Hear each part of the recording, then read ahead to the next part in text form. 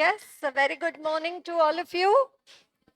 Right, so yesterday we first completed with our discussion regarding the internal controls, right? So, internal controls, we studied what are the definitions of internal control and what are the objectives of internal control. So, basically, controls are controlling two things, they are controlling the transactions and they are controlling the assets. So, whether transactions are properly authorized and whether transactions are properly recorded, and assets whether they are safeguarded, and also the periodic physical verification of the assets. Okay, right. Then we also talked about the limitations of the internal control system, and then four keywords over there: SDAR. Do you remember SDAR?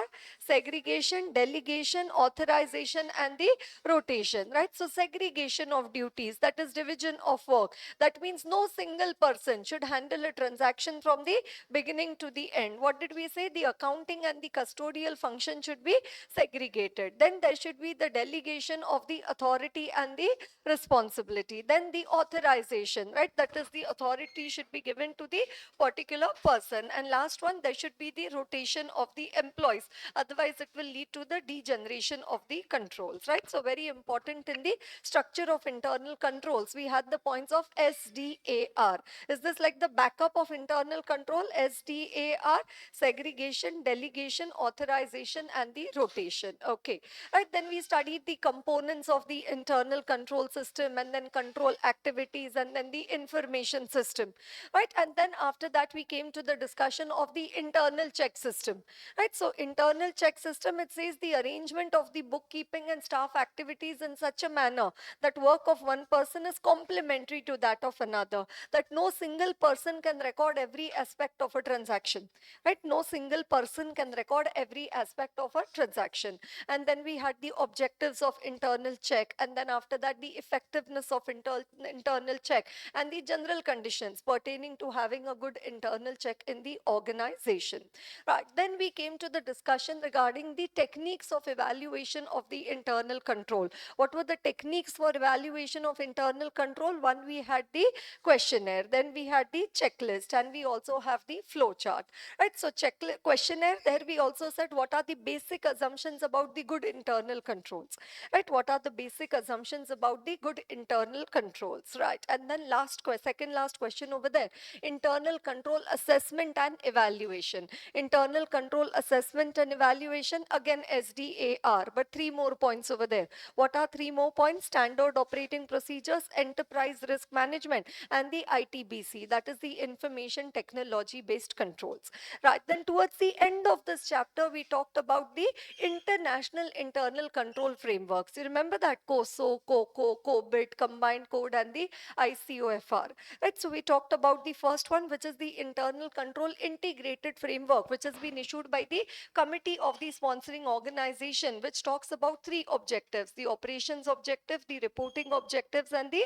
compliance objectives, right? Then after that, we came to the next one, which was regarding the COCO, the criteria of control, issued by the Canadian Institute of the Chartered Accountants. And then it talks about the, right, four purpose over there: the purpose, commitment, capability, the monitoring, and the learning, right? Then we came to the COBIT, that is the control objectives of information and related technology, issued by the in ISACA, the Information System Audit and the Control Association, which talks about the IT governance and management in a company. Then we came to the combined code, which has been issued by, yes, which is also called as the Turnbull report, which has been issued by the Institute of Chartered Accountant of England and Wales, which is talking about the internal control system and the review if it does not have an internal audit function. And the last one, we said internal controls over financial reporting, issued under the Sarbanes-Oxley Act, wherein the company, the board of directors have to include in the annual report, and the auditor has to express his traditional opinion also, and he also has to express an opinion on the ICOFR, right? So that's a different discussion over there regarding the international internal control framework. frameworks. Clear to everyone? Right? Internal controls all good? Right. And then we came to the discussion on the chapter of the internal audit, the management audit, and the operational audit. Internal audit, we started our discussion with section 138 of the Companies Act 2013, which first talks about the applicability of the internal audit. So what did we say? Listed companies, always applicable. Unlisted public companies having deposits of more than or equal to 25 crore or having the paid up share capital of more than or equal to 50 crore as at the end of the preceding financial year, or having the borrowings of more than 100 crore at any point of time during the preceding financial year, or having the turnover more than or equal to 200 crore during the preceding financial year. And for a private company, any one of the two conditions, borrowings or the turnover, right? The borrowings or the turnover. And then who can be appointed as an internal auditor? Chartered accountant or a cost accountant, whether engaged in practice or not, and or any other professional as may be decided by the board. He may or he may not be an employee of the company. He must be regarded as a part of the management and not merely as an assistant there too. And then we also talk about the work to be reviewed by the internal auditor, right? He is going to review the internal control system, the various operations, the system of safeguarding of assets, the system of collecting the data, the organization structure, then the efficient and economic use of the resources, right? So all this is the work to be reviewed by the internal auditor, right? Then we came to the beginning of the chapter wherein we talked about the definition of internal audit. They give an independent assurance on the effectiveness of the internal control and the risk management processes to enhance the governance and the manage organizational objectives, to enhance the governance and the objectives of the organization. So where there we also saw the objectivity and scope of the internal audit function. Then we saw the integrity, objectivity, and the independence of the internal auditor, the qualities of the internal auditor, right? And after the qualities of the internal auditor, we saw the distinguish between the internal audit and the external audit, right? And then we studied regarding the reporting by the internal auditor. So we said two stages of reporting by the internal auditor. Once he finishes checking a particular area, he will issue a report for that particular area function to the local management, right? Which is called as the internal audit report. And on a periodic basis, summarizing all the individual internal audit reports submitted, he will prepare a comprehensive report which is to be submitted to the higher level of the management, that is to the audit committee of the board of directors or so, right? So one internal audit report, and second you have the comprehensive report over there, right? Then we also studied what are the key elements of the internal audit report. OSA, objective, scope, and approach. Then that the internal audit has been conducted in accordance with the standards on internal audit. Then the executive summary, the corrective actions, and the nature of assurance, if any, right? The nature of assurance, if any, right? Then what did we say? If internal auditor, you're not giving any assurance, then no format for your report. If you are giving some sort of an assurance, then you need to follow SIA 380, showing issuance of the assurance reports. Okay. And then we talked about the ATR on the prior audit issues, the action taken report on the findings of the internal auditor, which he had reported in the previous internal audit, right? So the follow-up of the same, though the auditor needs to do a continuous follow-up, that whether the corrective actions have been taken by the management, whether the matter has been resolved or it is still an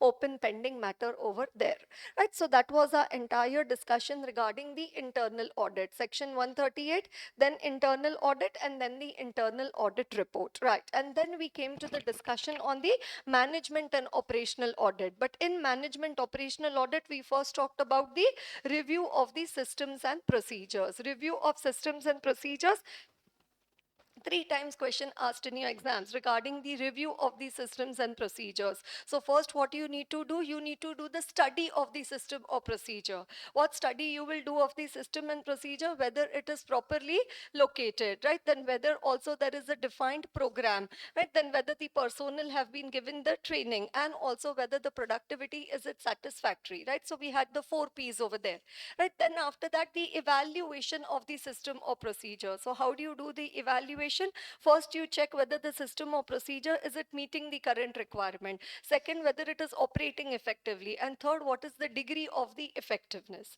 Now, first one, whether the system or procedure is it meeting the current requirement. For that, we have a retail question over there, right? And everywhere, what point we had the system or procedure, right? So, system or procedure, whether it is helping in the promoting the achievement of the entity's objective, then whether it is in sync with the organization structure. Do you remember that, everyone?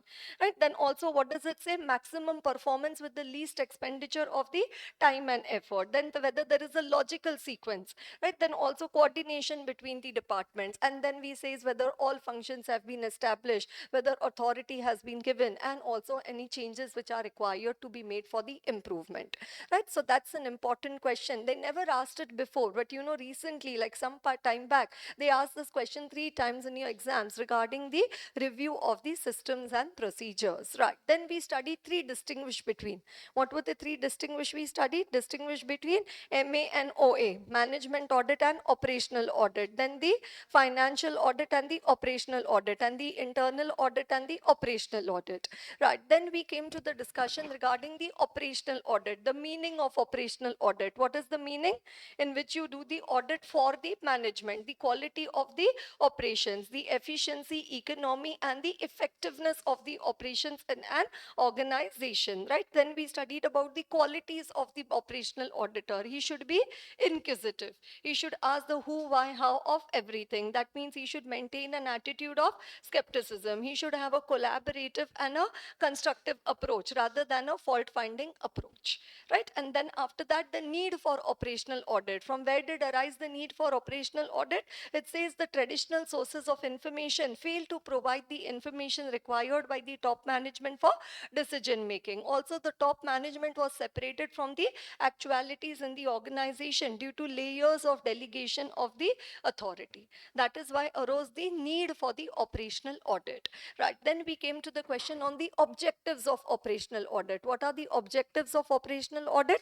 3 appraisals and 1 evaluation. Appraisal of controls, appraisal of objectives and plans, appraisal of objectives and organization structure, and the last one is the evaluation of the performance. And then we talked about the types of operational audit. What were the types? Functional audit, organizational audit, and the special assignments. Okay, right? So that completed our discussion regarding the operational audit. Then we came to the discussion regarding the management audit, right? Management audit is an audit of the management. Are you understanding? Evaluating the manager's ability to manage, right? So decision making audit, and a management audit can also be called as the decision making audit. And then we talked about the scope of management audit. Scope of management audit, you remember our pencil factory, right? That all what you need to manage, okay, production planning, then the factory layout, material management, sales management, financial management, right? All that is covered is the scope of the organization, the purpose of the organization, the nature of internal control. All that is covered in the scope of the management audit. Then we talked about the desirability of the management audit. So what does it say? When there are managerial deficiencies, right? Then also what does it say? It is an ailing industry, or they are failing to achieve the desired objectives, right? Not able to achieve. There are difficulties being encountered, right? So there is the desirability of the management audit. Once there is a desirability, now you do the organization of the audit. So organization of the audit, first the policy and the function. So devising a statement of policy and location of the audit function within the organization. Then you identify, do you have the personnel or do you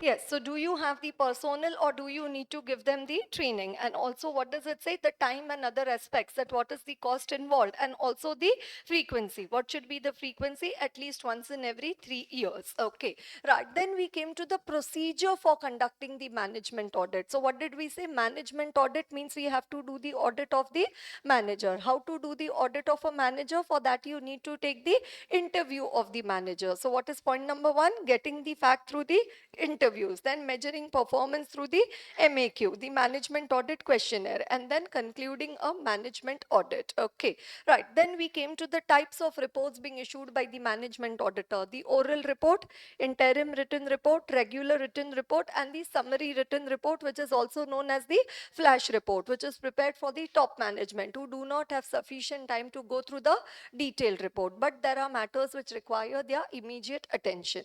Right. Then we talked about the organization of the written report. Right. So again, what are the contents of the report? Right. The title, scope, objective, then the findings, conclusions, opinion, then the summary, then the audit view, and the recommendations. Right. Then very important question over there: what were the behavioral aspects encountered in the management audit? So what do we say?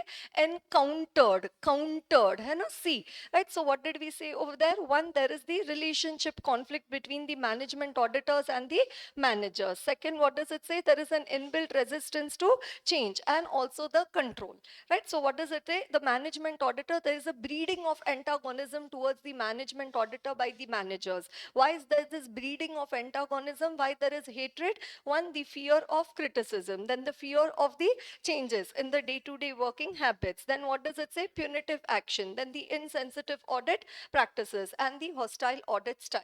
Right. Then after that, we came to the solutions to these behavioral problems. Okay, if these are the aspects encountered or problems encountered, then what is the solution to these behavioral problem? So what did we say? One, for over there, okay, we've not come here for fault finding, but we've come here for mutual problem solving. And then constructive criticism, reporting methods, and most important one over there is the participative approach. Because in the question bank, we saw the question, okay, whenever, what are the ways to tackle the employee hostility, or the employee hostility, how to tackle over it, or the management hostility or so. So how do you tackle over it? By having the participative approach, right? Discuss the recommendations with the people who have to implement them. Discuss the draft report with them before you issue the final report. Okay, right? So that was our entire discussion in the chapter of the internal audit, the management, and the operational audit. And then we also talked about few questions like there is a working capital crunch, or there is an increase, abnormal wastage of raw material has increased all of a sudden, or there is a decrease in the efficiency of the material consumption, that is the input output ratio is not good, right? Then we also saw that in internal operational audit is a continuous improvement cycle. Do you remember the four words? Plan, do, check, and act. And operational audit is a continuous improvement cycle. So what are the four words over there? We have PDCA: plan, do, check, and act. Okay, right? So that completed our entire discussion on the chapter of the internal audit, the management audit, and the operational audit, right? And then we just started with the chapter on the audit under the fiscal laws, right? And in the fiscal laws, what did we talk about? One, the trust audit, right? Trust audit, if it exceeds the basic exemption limit, then a person qualified as an accountant under 288(2), right? It has to be done in the form 10B. And yes, the reporting has to be done in the form 10B. And again, a certified list of persons is required to be given. And also the audit program for the audit of a trust, right? Then after that, we came to the audit of the expenditure, the deductions under section 35D and 35E of the Income Tax Act. Again, that is to be certified, audited by an accountant who is qualified under 288(2). Right. And then after that, we came to our main discussion, which is regarding the tax audit. And in tax audit, what did I say? We need to discuss three things over there. One, the applicability of the tax audit. Second, the income computation and disclosure standards. And third one is regarding the form 3CD, right? So applicability of tax audit, what does it say? For assessees who are in the business, if the turnover, gross receipts of the business, gross sales of the business, exceeds 1 crore, right? Exceeds 1 crore. However, if more than 95% of the receipts and payments are through the banking channel, then it is enhanced threshold limit of the 10 crore over there instead of the 1 crore. This is available only for the assessees who are in the business and not available for the assessees who are in the profession. For profession, what is the limit for applicability of tax audit? If the receipts from the profession, if they exceed 50 lakh, or you want to pay lower than the presumptive rates of the taxation, or what does it say? The section 44 AD, and you want to, there the limit is how much? 2 crore. It is applicable only to individual firm, but in that also it is not applicable to the commission income, right? And if you want to pay lower than that rate, then again you need to get a tax audit done, right? So that was the applicability of the tax audit. And question number 7 to 11, we saw all those questions regarding the applicability of the tax audit. Okay, then it says there are certain points to be taken care of while filling the particulars in the form 3CD. What are the points to be taken care of? That any particular clause is not applicable to the assessee, clearly mention that this clause is not applicable to the assessee. Then what does it say? Any particular item of income or expense, if it is coming at more than one places, then suitable cross references should be given. Then if there is difference in the view of the auditor and the assessee, both the view should be furnished. The details should be furnished as per the latest provisions of the act. They also should be furnished as per the information in the books of account. If any judicial pronouncements have been taken into consideration, even those should be mentioned over there. Even those should be mentioned. Okay, right? So this was regarding the 40 points to be taken care of while furnishing the particulars in the form 3CD. And then we came to our ATF discussion over there, which was regarding the ICDS, the income computation and the disclosure standards. Now, these ICDS are required to be followed in case of those assessees while computing their income from PGBP or the IOS. Again, applicable only for those assessees who are following the mercantile system of accounting and not following the cash system of the accounting. And then what did we say? We have ICDS 1 to 10, which is corresponding to AS1 TWO to 7, then 9 TO 13, 9 to 13, and then you had the 16 and the 29. And where do you do the reporting of the ICDS in the form 3CD? You do the reporting under clause 13D, 13E and 13F. 13D, whether any adjustment is required to be made to comply with the ICDS. 13E, the details of the adjustment, and 13F, the disclosures as per the ICDS, right? The disclosures as per the ICDS, right? So is this all what we have already discussed so far, right? Regarding in the chapter of the tax audit. Okay, right. So now what we will do, we'll quickly first just complete with the question bank regarding the ICDS and then proceed with the coming to the form 3CD. Okay, right. So now coming to the question bank over there, right? Write short note on the method of accounting, right? So method of accounting, again it says also for details, in case ICDS prescribed under section 145 thereof, then the profit or loss and the effect thereof on the profit or loss are to be stated. And section 145 provides the method of accounting to be either cash or mercantile. Hybrid is not permitted. And in that also, what do we say? Okay, only those who are following the mercantile system of accounting, only they need to follow the ICDS, right? Only they need to follow the ICDS. Okay, then a leading manufacturing concern valued its inventory following a method not in line with ICDS 2 valuation of inventories. In such a situation, discuss the relevant clause of form 3CD under which the tax auditor is required to report. So where will you report in the form 3CD? 13D, 13E and 13F, right? Whether any adjustment is required to be made to the profit or loss for compliance with the provisions of the ICDS. If answer to do is in the to D is above is in the affirmative, give details of the adjustment and then the disclosures as per ICDS 1 to 10.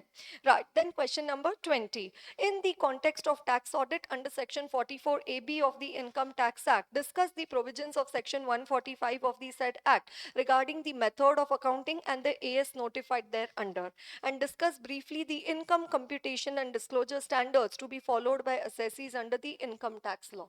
Right, so you have to write down the entire short note on the ICDS. Is it clear to everyone?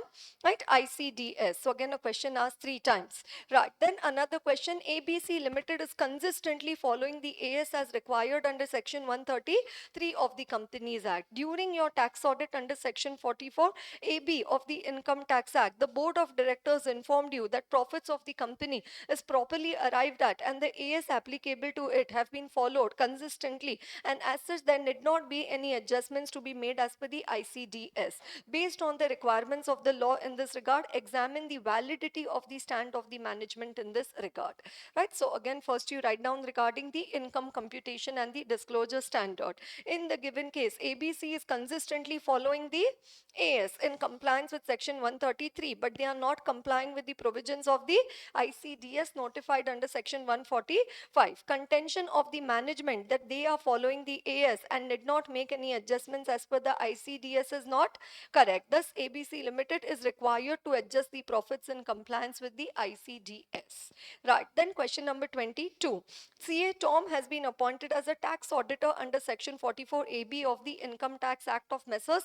Goyal and Company, a partnership firm, which follows the cash basis of the accounting. Mr. CA Tom made the qualification that ICDS were not followed by the entity while maintaining the books of account. Whether the qualification made by CA Tom is correct, explain the provisions of the applicability of the ICDS with reference to section 145(2). Right, so cash system, do they need to follow? No, only the mercantile system they need to follow. So IS, again, income computation disclosure standard. And what does it say? ICDS are to be followed by all assessees following the mercantile system of the accounting. Therefore, it is clear that those assessees who are following the cash system of the accounting did not follow the ICDS notified above. Hence, the qualification made by CA Tom is not correct. Right? Hence, the qualification made is not correct. Right? So, right from question number 18 up to question number 22, it is regarding the ICDS. Is it clear to everyone? Question number 18 to question number 22. It is regarding the ICDS. Right, it is regarding the ICDS. Okay, and then again, let's come to the beginning part of the chapter, right, wherein in the beginning part of the question bank over there, right, wherein first question we had the audit program for the audit of a charitable trust. That question we've already done. Right, now second question over there, you are doing the tax audit of a listed company, limited company, and after submission of the tax audit report, management notices that there was apparent mistake of law, and due to this mistake, revise the final accounts. As a tax auditor, company seeks your opinion whether tax audit report can also be revised or not. Or what does it say? There is a company, TP Limited, a government company engaged in providing the tourism services, has failed to get its accounts audited by a statutory auditor for 21-22, has failed to get its accounts audited by a statutory auditor. That means now Form 3CB will be applicable. Form 3CA when applicable, when accounts are audited under any other law. You have been appointed as a tax auditor for the same period, and the management provided the unaudited financial statements which have been adopted in the AGM. Subsequently, the statutory auditor, while auditing, observed that there is a material misstatement in providing depreciation on the fixed assets, due to which the financial statements have been revised. Now the company is requesting you to revise the tax audit report. You are required to state whether a tax audit report can be revised, and if so, under what circumstances. Right, so what does it say? Generally, a tax audit report cannot be revised later. However, in the following circumstances, a tax audit report may be revised. So what does it say? Generally, it cannot be revised. However, in the following circumstances, it can be revised. When it can be revised? One, when there is a revision of the accounts, or there is a change in law with the retrospective effect, or there is a change in the interpretation of the law. Right, and then yesterday we had studied one more, no, the expenditure was disallowed under section 40 or 43B, but later on the payment has been made, so now it is allowed as an expenditure. So even before the end of the financial year, even there also can the tax audit report be revised? Yes, even there the tax audit report can be revised. Right, so what does it say? Normally a tax audit report cannot be revised later. However, when it can be revised? Normally a tax audit report cannot be revised later, but when it can be revised? When there is a revision in the accounts. Right, then after that, what does it say? There is a change in the law with the retrospective effect, or there is a change in the interpretation of the law. Right, or there is a change in the interpretation of the law. Question number 3. A Limited has paid minimum alternate tax under section 115 JB. Do you know about this? Right, has paid the minimum alternate tax under section 115 JB of the Income Tax Act for the year ended 2017. The company wants to disclose the same as an asset in the balance sheet, since the company contends that it is eligible to claim the credit for the same in the future years. Comment. Right, so they want to show it as a, right, they want to show it as a asset. Right, minimum alternate tax. Right, they want to show it as an asset.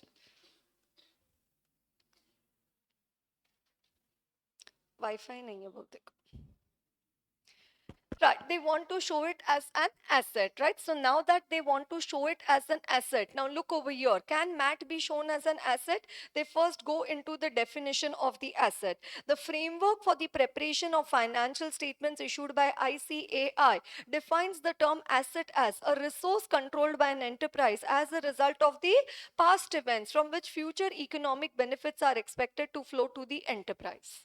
Then what does it say? MAT credit is not a deferred tax asset under the AS 22, yet it gives rise to expected future economic benefits in the form of adjustment of the future income tax liability arising within the specific period.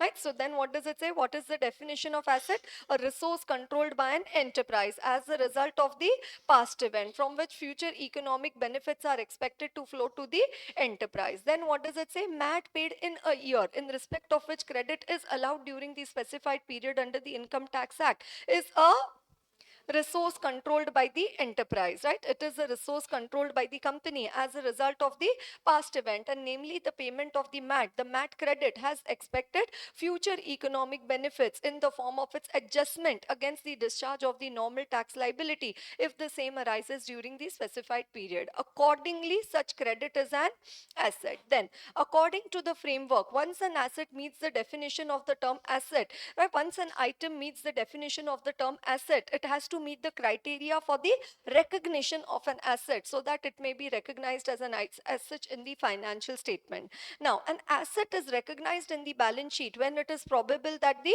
future economic benefits associated with it will flow to the enterprise, and the cost, the asset has a cost or value that can be measured reliably. So future economic benefits will flow and the cost can be measured reliably. In addition to the above, the auditor shall take a confirmation letter from the assessee for the said facts. Thus, if the auditor is satisfied that the probability of the company to claim the said credit is high, the same could be recognized, it could be recognized, it could recognize the same as an asset.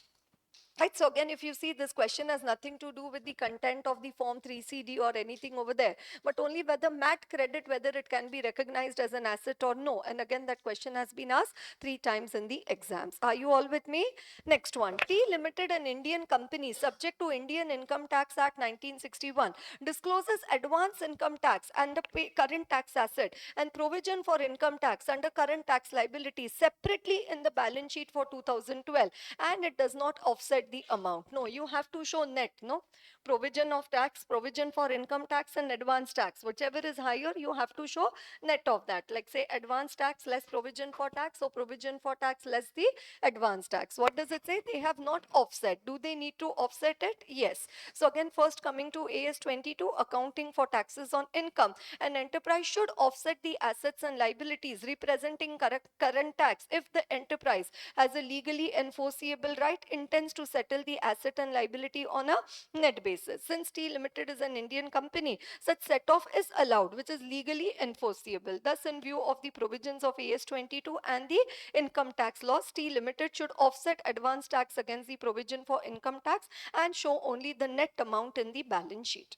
Right? Show only the net amount in the balance sheet. Next one, question number 5. SB and company has been appointed as a tax auditor under section 44AB of the Income Tax Act by Woodcraft Interior Consultants, a professional partnership firm having a turnover of 1.25 crore. RS and company are the statutory auditors of the firm, but they are unable to give their report on the financial statements of the firm. SB and company have, however, completed their tax audit and they want to issue their reports. If they have to issue their report, they will have to use the form 3B. Why? Because the accounts have not been audited under any other law. They should have been audited, but has the statutory auditor completed with his audit? No, the statutory auditors of the firm are unable to give their report. Are you all with me? Right, these statutory auditors are unable to give their report. Right, so what does it say? When the accounts are audited under any other law, then 3CA. Not audited under any other law, then 3CB. And then the statement of particulars is to be given in form 3CD. Right, form 3CA requires the tax auditor to enclose a copy of the tax audit, of a copy of the audit report conducted by the statutory auditor or the auditor of the financial statements, as the case may be. Where a statutory auditor has not been appointed under the statute, or where the report of the statutory auditor is not available for whatever reason, it will be possible for the tax auditor to give his report in Form 3CB and to certify the relevant particulars in Form 3C, yes, Form number 3CD. Right. It may, however, be noted that the tax auditor in such cases will have to conduct the financial audit as well in order to enable him to certify whether or not the accounts reported upon give a true and fair view of the state of affairs of the assessee whose accounts are audited by him under Section 44AB.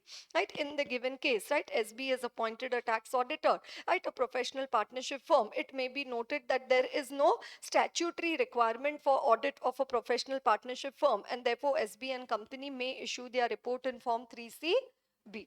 Right, they may issue their report in Form 3CB. Right, question number 6. A cooperative society having receipts of 60 lakh get its accounts audited by a person eligible to do audit under the Cooperative Society Act who is not a chartered accountant. State with reasons whether such audit report can be furnished as the tax audit report under Section 44AB. Right, so what does it say? Provisions to Section 44AB lays down that where the accounts of an assessee are required to be audited under any other law, it shall be sufficient compliance with the provisions of this section if such person gets the accounts of the organization audited under such other law before the specified date and furnishes by that date the report by the date the report of the audit as required under such other law, and further a report by an accountant in the format prescribed under the Section 44AB of the Income Tax Act. In case of an assessee like a cooperative society where the accounts under the relevant law are allowed to be audited by a person other than a CA, the statutory auditor need not be a CA. So is it okay if the statutory auditor is not a CA? Yes. What are the qualifications for the auditor of a cooperative society? Chartered accountant. Or it says a person who has a government diploma in the cooperative accounts, or who served as an auditor in the cooperative department of the government. Right, so you say, oh, the statutory audit has not been done by a chartered accountant, because why? As per the cooperative society law, is it allowed to be done by any other person over there? Government diploma in cooperative accounts, or a person who served as an auditor in the cooperative department of the government? Yes. So it shall be sufficient compliance with the provisions of this section, and it can be considered under Section 44AB. Okay. And then after that, question number 7, 8, 9, 10, 11. Right, have we already discussed these questions over there? Right, question number 13 also have we already discussed? Right, what is question number 13?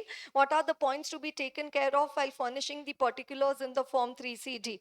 And what are the points to be taken care of while filling the particulars in the Form 3CD? Is it clear to everyone? And any clause not applicable, specifically mention the clause is not applicable.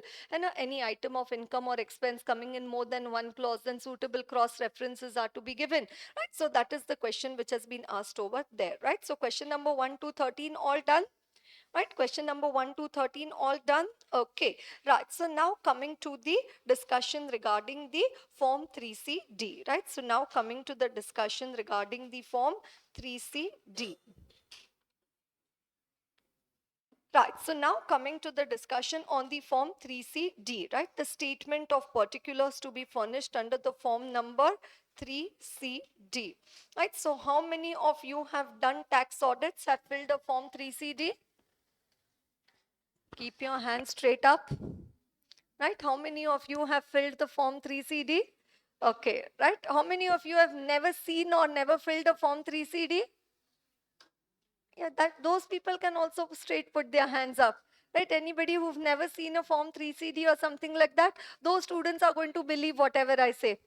And others, they may not believe whatever I say over here.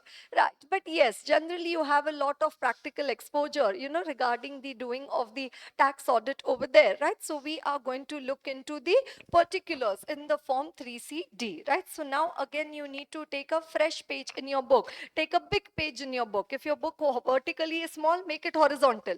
And now make it horizontal and write down, yes, 1 to 10, right? 1 to 10, then write down 11 to 20, right? 11 to 20, then write down 21 to 30, right? 21 to 30, right? Then 31 to 40, array don't talk, right? 31 to 40, right? And then 41 to 44. Right, so 5 columns you're making over there for the particulars in the form 3CD. And what we have written over there, the clause number 1 to 44. Right, the clause number 1 to 44. Right, so 1 to 10, 11 to 20, 21 to 30, 31 to 40, and then you have the 41 to 44. Is it clear to everyone? Right, one by one we will try to study each of these clauses over here. Right, so have you written 1 to 10, 11? Don't copy that you can write on your own. Huh? 1 to 10, 11 to 20, that also they are seeing over there and writing. Arey, why you are seeing and writing? I'm telling you now, one column 1 to 10, then 11 to 20, then 21 to 30, 31 to 40, and 41 to 44. Only write up to 44. There are only 44 clauses in the form 3CD. Right? Written, everyone? Okay, right. So now let's come to the particulars in the form 3CD. Okay, what details are required to be furnished in the form 3CD, right? So up to clause 8, it is part A of the form 3CD, and beyond clause 8, it is the part B of the form 3CD, right? So in the clause 1 of the form 3CD, you give the name of the assessee. Right, the name of the assessee. So name could be individual, it could be a partnership firm, it could be an LLP, it could be a corporate, non-corporate entity, association of person, whatever it is, you give the name of the assessee. Right, then after that you give the address. Right, then you give the address, right, the registered office address of the assessee, right, and then after the address you give the PAN, right, the PAN number of the assessee, right, the permanent account number of the assessee, PAN, or either you can even give the Aadhaar over here. Right, so look over here, everyone. What are the what is the third clause over there? PAN, right? So PAN. So if I go reverse, I get the first three clauses over there, right? NAP and a PAN.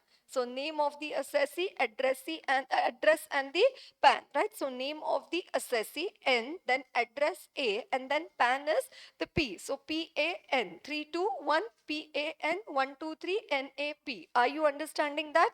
Right. So name of the assessee. So again, you can check the name of the assessee from the incorporation document. Address, again, you can check it from the registration where the registered office address has been given. And then PAN, again, you need to ask them for a copy of the PAN. Are you understanding that? Because again, here it is like Caro, we need to know, okay, oh, this is the reporting requirement. In order to report on this, what are the audit procedures which are required to be performed by the auditor? You remember green color sunglasses? And okay, this is the reporting requirement. Then what are the audit procedures which are required to be followed by the auditor? Okay, right. Then what does it say? Clause 4.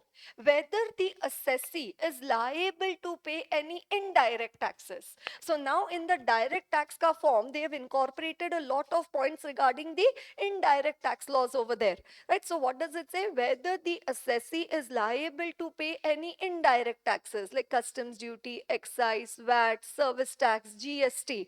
What does it say? If they are liable to pay, then whether they have obtained the registration. So you have to give the GST registration number or any other identification number which has been allotted for the same. Right. So clause 4 is regarding the indirect tax and the registration number. Right. Clause 4 is regarding the indirect tax and the registration number. Whether the assessee is liable to pay any indirect taxes like excise, service tax, sales tax, GST, customs duty, etc. If yes, then please furnish the registration number or the GST number or any other identification number which has been allotted for the same, right? Or any other identification number which has been allotted for the same. Okay. Is it clear to everyone whether the assessee is liable to pay any indirect taxes? So coming to question number 14. We Private Limited is engaged in the business of providing the corporate professional training programs. It has an annual turnover of 69 crore. The company is subject to tax audit for which the work has been started by the tax auditor. For the financial year 21, the company applied for the GST registration for 2 new locations for which registration certificates have not yet been received by the company. However, the registration number is available on the portal of the relevant authority, which can be verified by checking the details of the company. In this case, what should be the audit procedure to verify the registration number? They've given it in the question only. Okay, you can go to the online portal and check the registration number from there. Right, now the tax auditor should verify the registration number for the locations for which registration certificates have not been received from the online portal of the relevant authority. Are you understanding that? Right. Then the auditor should also ensure that the details furnished while checking the registration number pertains to the company only. Then if the company has filed any returns for these locations, the auditor should inquire from this for the same from the management and should check that those returns to ensure the correctness of the registration number. In addition, last point, always favorite point of the auditor, in addition, the auditor shall also obtain the specific written representation in respect of this point from the management. So it says how to check that registration number if they have not yet received the registration certificate. That is the question. Is it right?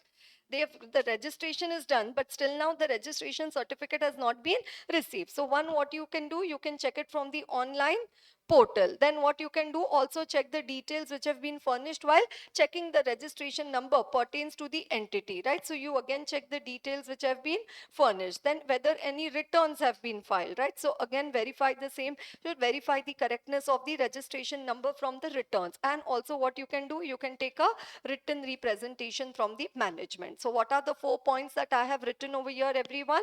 Check it from the online portal. Then also check the details which have been given while applying for the registration. Then also if any returns have been filed, check the number which has been given over in the returns file. And addition to that, you can also obtain the written representation from the management, right? So this is again a MTP question. So again, it's a waiting list question.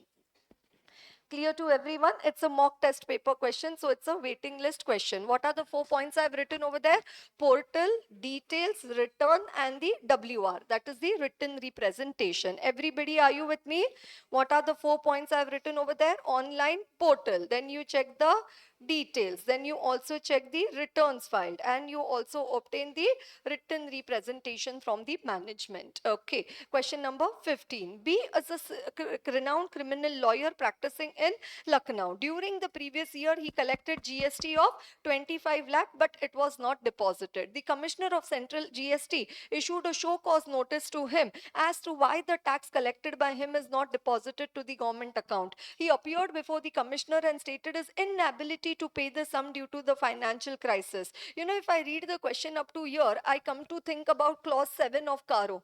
And the statutory dues have not been deposited with the government. Okay, but they say the proceedings are still pending before the commissioner. And Mr. B instructed his tax auditor. So that is why now you come to the chapter on the fiscal laws, right? Not to disclose his GST registration number while filling the particulars in the form 3CD, believing that the income tax department might trace his scrutiny proceedings details pending before the commissioner of central GST, which would bring the disrepute to his profession. Unnecessarily they'll add that word so that your mind goes to 241 and bringing disrepute to the profession. What are the reporting requirements under clause 4 of form 3CD? Oh my god, under clause 4 of form 3CD, so friendly the question is, and is the contention of Mr. B tenable? What is Mr. B telling? He's telling his tax auditor, please not to disclose his GST registration number while furnishing the particulars in form 3CD. Is the contention of the management right? Is the instructions being given right? No. What does it say? No, the details are required to be given. Okay. So now here we have to look into the format of writing the answers for this tax audit. Are you all with me? Right. So we looked into the format for writing the answers for Caro, for the ethics. Now we look into the format for writing the answers for the tax audit. Are you understanding that? Right. So first, again, this is as seen in the suggested of ICAI. First heading which you write in your answer is the reporting requirements under clause dash of form 3CD. Reporting requirements under clause dash, whichever be that clause, under clause dash, it could be 1 to 44, any of those, of form 3CD. Though I write down reporting requirements under clause dash of form 3CD, I don't write down the reporting requirement over there. What I write down under this heading is the facts of the case. What I have to write down under this heading in brief is the facts of the case. Then after that, the next heading which we have over there is regarding the provisions and explanations. Right, the next heading which we have to give in our answer is the provisions and explanations. Right, in the provision part, the first part which you will write, a tax auditor, right, as per clause, as per whatever is the clause you're reporting under, as per clause dash of form 3CD, a tax auditor or the tax auditor is required to report, is required to report whether the assessee is liable to pay any indirect taxes and the registration number allotted for the same. Whatever is that particular clause you need to write down. Right, this is the provision part of the answer. Are you with me? This is the provision part of the answer. And then also what needs to be there in your answer is the explanation. And what are you going to write in the explanation over there?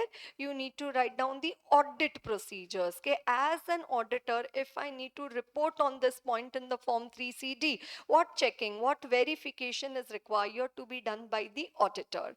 And then the third heading in your answer is going to be the conclusion. And what is the third heading in your answer regarding the conclusion? Therefore, the tax auditor is required to report under clause 4 of form 3CD, or the tax auditor is not required to report under clause 4 of form 3CD, or the contention of the management is not tenable, or the contention of the auditor is not tenable, whatever is the situation.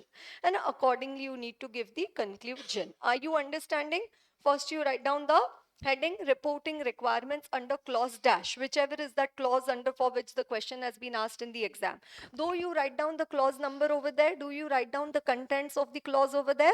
No, you have to write down the facts of the case. Then next heading in your answer is the provisions and explanation. First, you write down the provision. As per clause dash of form 3CD, a tax auditor is required to report. And then whatever is that 1 to 44, whichever clause number you've written, accordingly you write down over there. Now, in order to report on this, what checking is required to be done by the auditor is what you need to write in the audit procedures. And then after that, you come to the conclusion. Therefore, the tax auditor is required to report, or the tax auditor is not required to report in the form 3CD. Are you understanding that? Whether the tax auditor is required to report or whether he is not required to report the same under the form 3CD. What is this? This is a general format. Now, when we see the answers, you'll see some answers, they are having a different format, but I've given you a backup. Okay, this is the general format for writing the answer for the tax audit. Right? This is the general format for writing the answers for the tax audit. Is it clear to everyone? Okay. Right. So if we look over your reporting requirements under clause 4 of form 3CD, right? Under this heading, what have they written over there is the facts of the case. Are you able to follow that? Mr. B has defaulted in the payment of GST and he is instructed his tax auditor from restrained his tax auditor from disclosing the GST registration details in the tax audit report. Right. Then what is the next heading which you have over there is the provisions and explanation. A tax auditor is required to report under clause 4 of form 3CD, which requires him to mention the registration number or the identification number, if any, in case if the assessee is liable to pay the indirect taxes. Right. Then what does it say? Part A of the form 3CD generally requires the factual details of the assessee. What is part A? Clause 1 to 8 is part A. And we saw that, no? Clause 1 to 8 is the part A, and then 9 onwards it is the part B. Right? So what does it say? Part A requires you to give the factual details of the assessee. The auditor is primarily required to furnish the details of the registration number as provided to to him by the assessee. The reporting is to be done in the manner or the format specified by the e-filing utility in this context. The information may be obtained and maintained in the following format: serial number, relevant indirect tax law which requires the registration, place of business or profession, and the registration or the identification number.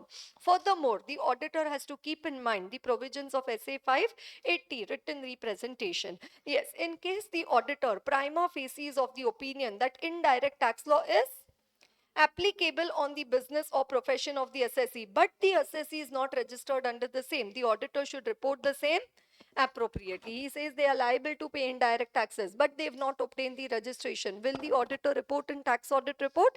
Yes. And then coming to the last part of the answer, which is regarding the conclusion. Therefore, the tax auditor of B is required to furnish not the service tax, the GST registration number under clause 4 of the form 3CD. Thus, the contention of B not to disclose the GST details is not tenable. Right? Not to disclose the GST details is not tenable. Are you able to follow this, everyone?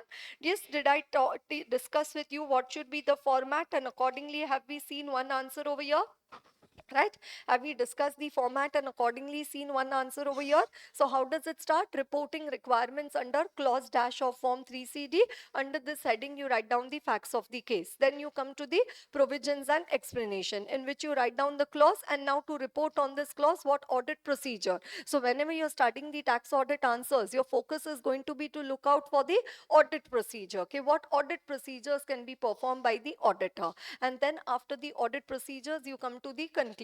Therefore, the tax auditor is required to report, or the tax auditor is not required to report. Is it clear to everyone? Okay, right. So that is the question number 15, right? Coming to question number 16. Arihant Private Limited is engaged in the business of providing the corporate professional training program. Again, it has annual turnover of the 74 crore. The company is subject to tax audit, for which the work has been started by the tax auditor. For the financial year 21, the company applied for GST for 5 new locations, for which the registration has not yet been received by the company. Is it similar to question number 4? Yes, question number 14, which we discussed? Right? Is it similar to question number 14, which we discussed? Yes. What does it say? The registration number is available on the portal of the relevant authority, which can be verified by checking the details of this company. Right? In this case, what should be the audit procedures to verify the registration number? Right? So how you can verify the registration number? What did we say? Go to the online portal, then check the details. Then if any returns have been filed, and you also take the representation from the management. Right? Did we highlight these words? Portal, details, return, and the representation from the management. Right? So question number 14, 15, 16 is regarding the clause 4. Is it clear to everyone? Question number 14, 15 and 16. It is regarding the clause 4 of the form 3CD. Okay, right. Now, after completing the clause 4, we will come to the clause 37, 38, 39, 41 and 44. Right, pay attention to what I'm saying. Right, 37, 38 and 39 is regarding the cost audit. Okay, I'll write it with the same color. Right, 37, it is regarding the cost audit. 38 is regarding the excise audit, and 39 is regarding the service tax audit. Right, so cost audit, excise audit and the service tax audit. Right, 37, 38 and the 39. 37 is regarding the cost audit, 38 is regarding the excise audit, 39 is regarding the service tax audit, 41 is regarding the demand raised or refund issued. It is regarding the demand raised or the refund issued under any tax laws other than the Income Tax Act or the Wealth Tax Act. Right? So demand raised or refund issued under any tax laws other than the Income Tax Act and the Wealth Tax Act. So apart from Income Tax Act and Wealth Tax Act, which other tax law you have? You have the indirect tax law, that is the GST. Yes, whether any demand raised or refund issued under any tax laws other than the Income Tax Act and the Wealth Tax Act. So which would be the other tax laws over there? The GST law. Are you understanding that? Right. And then 44 is regarding the breakup of the total expenditure for entities which are registered under GST, not registered under GST, for which you avail the composition scheme under the GST. So you have to give the breakup of the total expenditure. Breakup of the total expenditure. Are you able to follow this, everyone? Which clauses I have put together over there? 4, 37, 38, 39. Then the 41 and the 44. Right? The 41 and the 44. Are you all with me? Right. What is this 37, 38 and 39? All of you there? 37, 38 and the 39. What does it say? Whether any cost audit has been carried out, whether any excise audit has been carried out, whether any audit of the taxable services has been carried out, whether any audit of the taxable services has been carried out. Then what does it say? No need to talk, everyone, right? What does it say? The disagreement or the disqualification on any item, value, matter, quantity, on any item, value, matter, quantity, on any item, value, matter, quantity, as may be identified or reported by the auditor, as may be identified or reported by the auditor.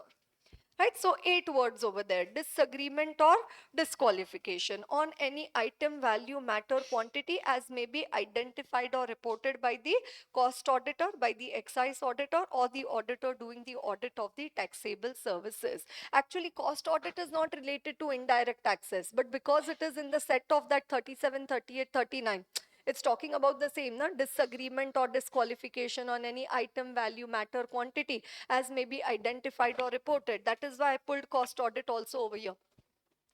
Actually, cost audit is not regarding indirect tax law, but then because it is related to 38, 39, we got the entire group over here, 37, 38 and the 39. Are you able to follow what I say? Right, so 37, 38 and the 39. Is it clear to everyone? Right, so if I come to 37, 38 and the 39, what does it say? 37, 38 and the 39. Right, whether any cost audit was carried out, whether any audit was conducted under the Central Excise Act, whether any audit was conducted of the valuation of the taxable services. Then what does it say? Any disqualification or disagreement, any disqualification or any disagreement on any item, value, matter, quantity, item, value, matter, quantity, item, value, matter, quantity, which may be reported or identified by the cost auditor, which may be reported or identified by the auditor, and again which may be reported or identified by the auditor. Are you able to understand this? Is it similar? 37, 38 and 39, but only 37 is talking about cost audit, 38 is talking about the excise audit, and 39 is talking about the audit valuation in relation to the taxable services. Right, so 37, 38 and 39, cost audit, excise audit and the audit of the taxable services. Right, in our question bank we have a question over there. Beam Limited, right, is a company engaged in the generation of electricity or so, right? So we need to go a little forward in our question bank because we have to come to clause 37, right? We have to come to the questions of the clause 37. Okay, right? So clause 37, what is the question over there? Yeah, question number 59. Oh my God. And question number 59. Beam Limited is engaged in the generation, transmission, distribution and supply of the electricity. The management of the company came to know that the provisions relating to the maintenance of cost records and the cost audit are applicable to the company. The cost auditor reported certain disqualifications in the form CRA 3 of the cost audit report, to which the management of the company disagreed. So cost auditor, did he report any disqualifications in his cost audit report? Yes. Then what does it say? The management of Beam Limited ingeniously instructed its tax auditor not to reveal any of the disqualifications relating to cost audit while filling the particulars in Form 3CD, contending that the disqualifications are not relevant and there is no correlation between tax audit and cost audit as well. As a tax auditor, how would you deal with this matter? Right, so do you need to report on this matter? Yes. So one, what does it say? As per clause 37 of form 3CD. Yes, if any cost audit has been carried out, any disagreement or disqualification on any item, value, matter, quantity as may be identified or reported, then the tax auditor should obtain a copy of the cost audit report from the assessee. You can just add the word report over there.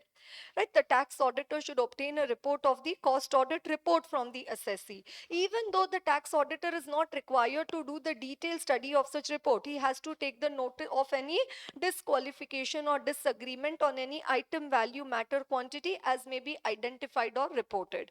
The tax auditor need not express an opinion in case where such an audit has been ordered but the same has not been carried out.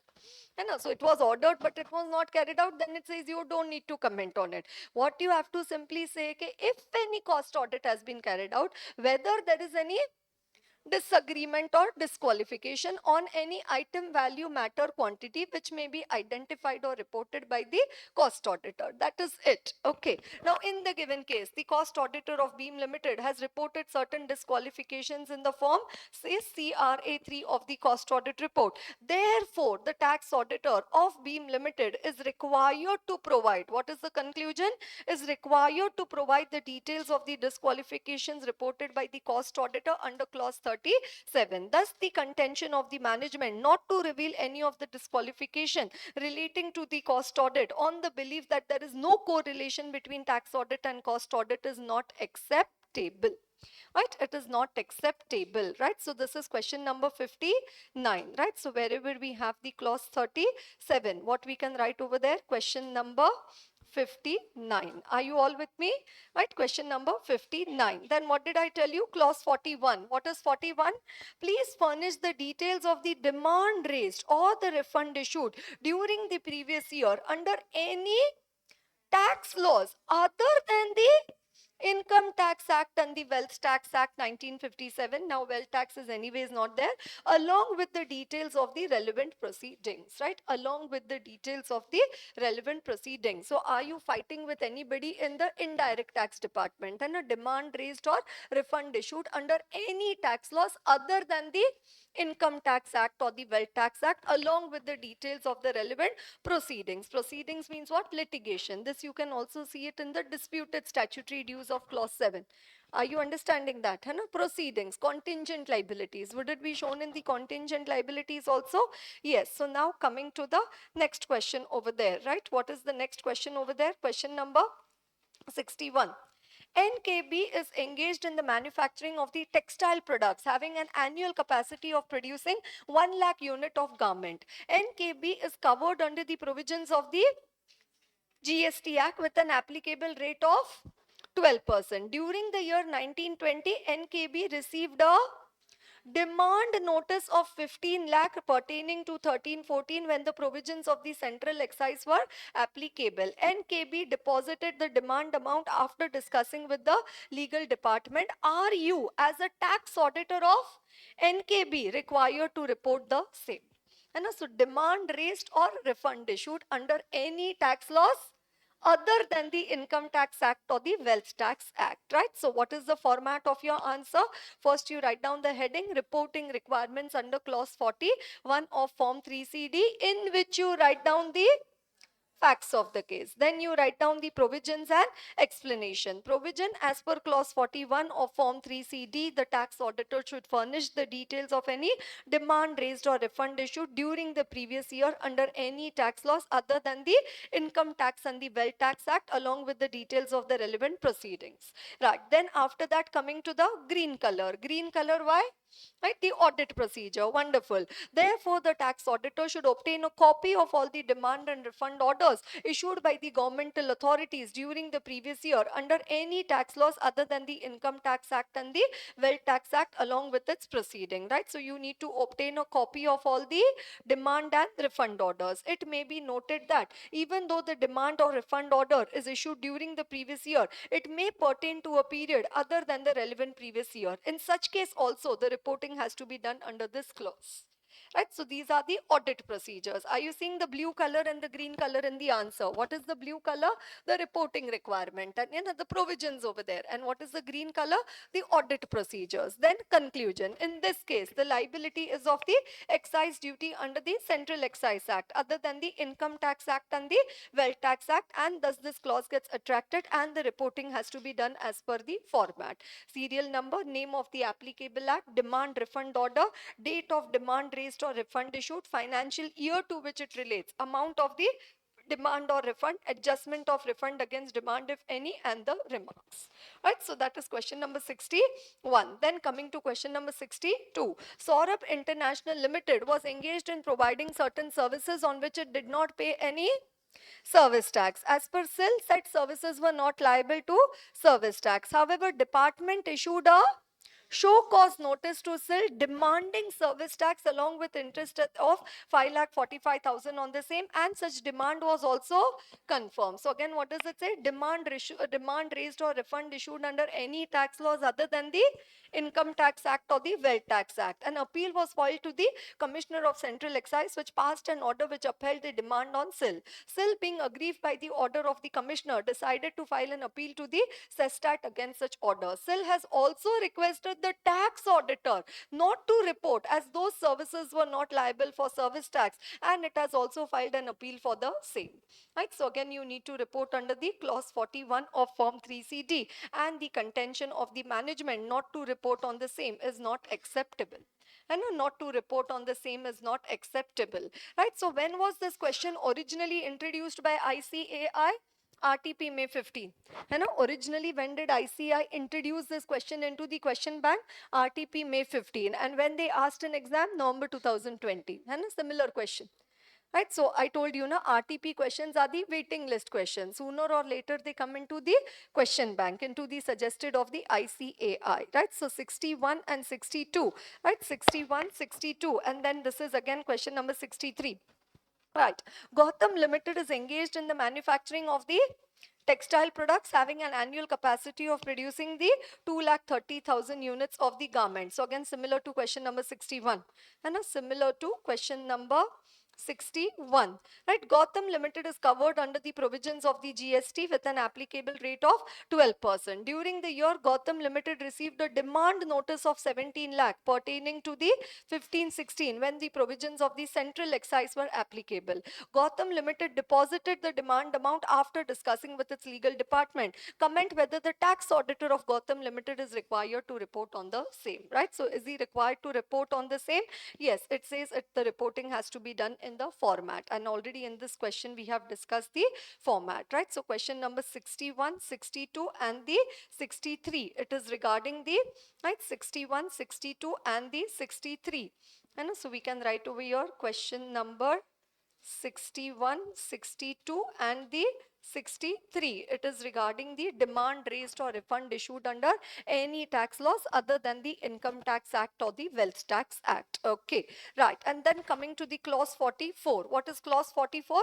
Breakup of the total expenditure of entities registered or not registered under GST. So this is breakup of the total expenditure, whether registered or not registered under the GST. Serial number, total amount of the expenditure incurred during the year.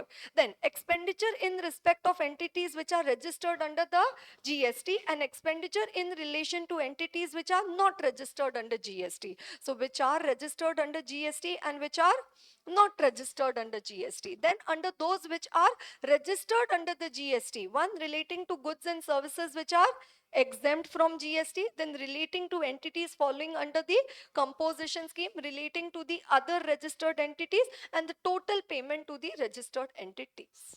Right, so one, what does it say? Which are exempt, second, which are under the composition scheme, and third is the balancing figure, and then it says the total payment to the registered entities. Right, so total expenditure, and this is expenditure in relation to entities which are not registered under the GST. Right, so again no question asked in the exam so far on this one. That is the clause 44 of the form 3CD. Right, so which clauses have we finished discussing right now? Clause 4, then 37, 38, 39 and 41 and 44. Is it clear to everyone? Clause 4, right? What group did we make over there? Clause 4. Then 37, 38, 39. Is it clear to everyone? Right? Then 41 and the 44, right? 41 and the 44. Clear to everyone? Okay, right? So now let's again go back to our original form 3CD. Right. So what does it say? Clause 1, name of the assessee. Okay, how do you write down the clause numbers of of a tax audit? Clause 1, normal normal numbers, 1 2 3 4 5 6, and of form 3CD, right? Of form 3CD. You understand? Caro clauses, how do you write down? You write down the small Roman numbers. And clause 1, 2, 3. This is how you write down the clauses of the Caro. Ethics clauses, how do you write down? Ethics, again, you write down 1, 2, 3, 4. Normal numbers over there, right? And tax audit, again, the normal numbers over there for writing down the clauses. Okay, right. So now coming to the next clause over there, which is the clause 5, right? So now coming to clause 5, which is regarding the status, right? So what is going to be the status over there? Individual, firm, LLP, corporate, and whatever is the HUF, whatever is the status of that particular assessee, right? Then you have the previous year and the assessment year, right? So previous year and the assessment year. Then clause 8 is regarding the relevant clause of 44AB under which the cost or tax audit is being conducted, right? Relevant clause of 44AB under which the, right, the tax audit is being conducted. You know the relevant clause, ke whether the receipts from the business are exceeding the 1 crore or from profession are exceeding the 50 lakh or paying lower than the presumptive rates of taxation or paying lower than the 44 AD. So under which clause of 44 AB, there are 4 clauses, 5 clauses over there, A, B, C, D, E. So under which clause of 44AB is the tax audit being conducted? It says because your receipts are exceeding the 50 lakh or because your business turnover is exceeding 10 crore. Under which clause of 44AB is the tax audit being conducted? Okay.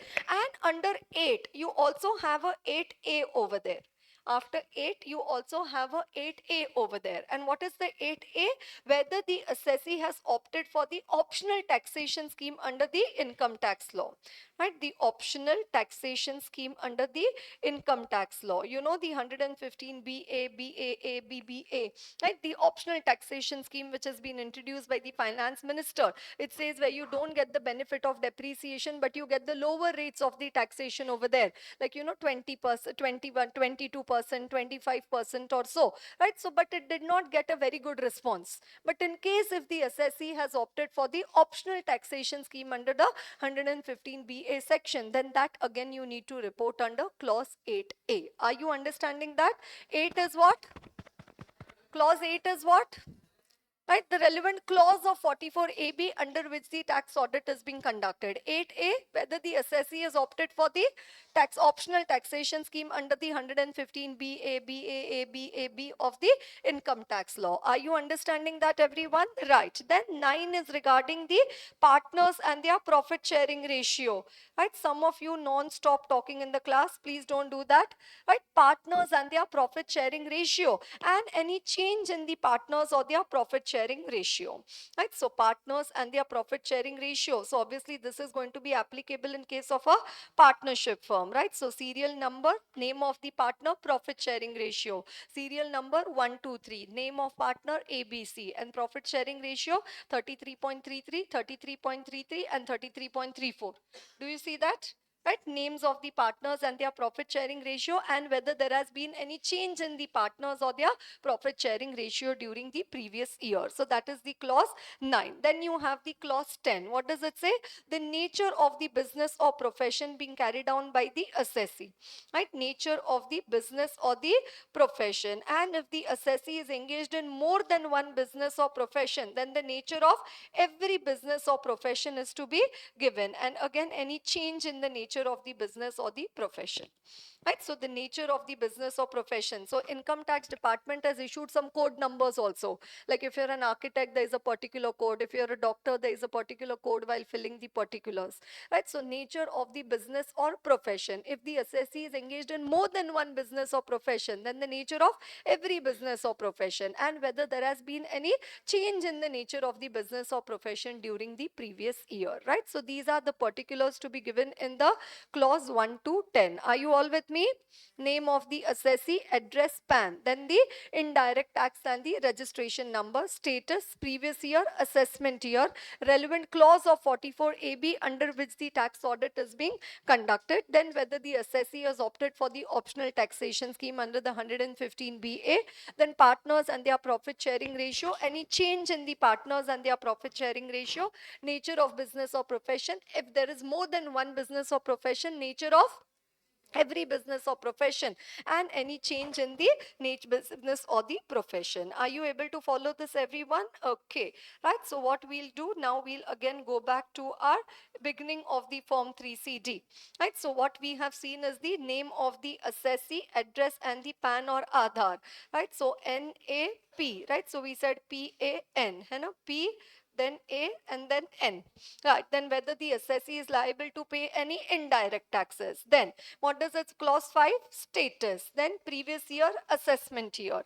Then clause 8 indicate the relevant clause of 44AB under which the tax audit is being conducted. And what is 8A, everyone? What is 8A?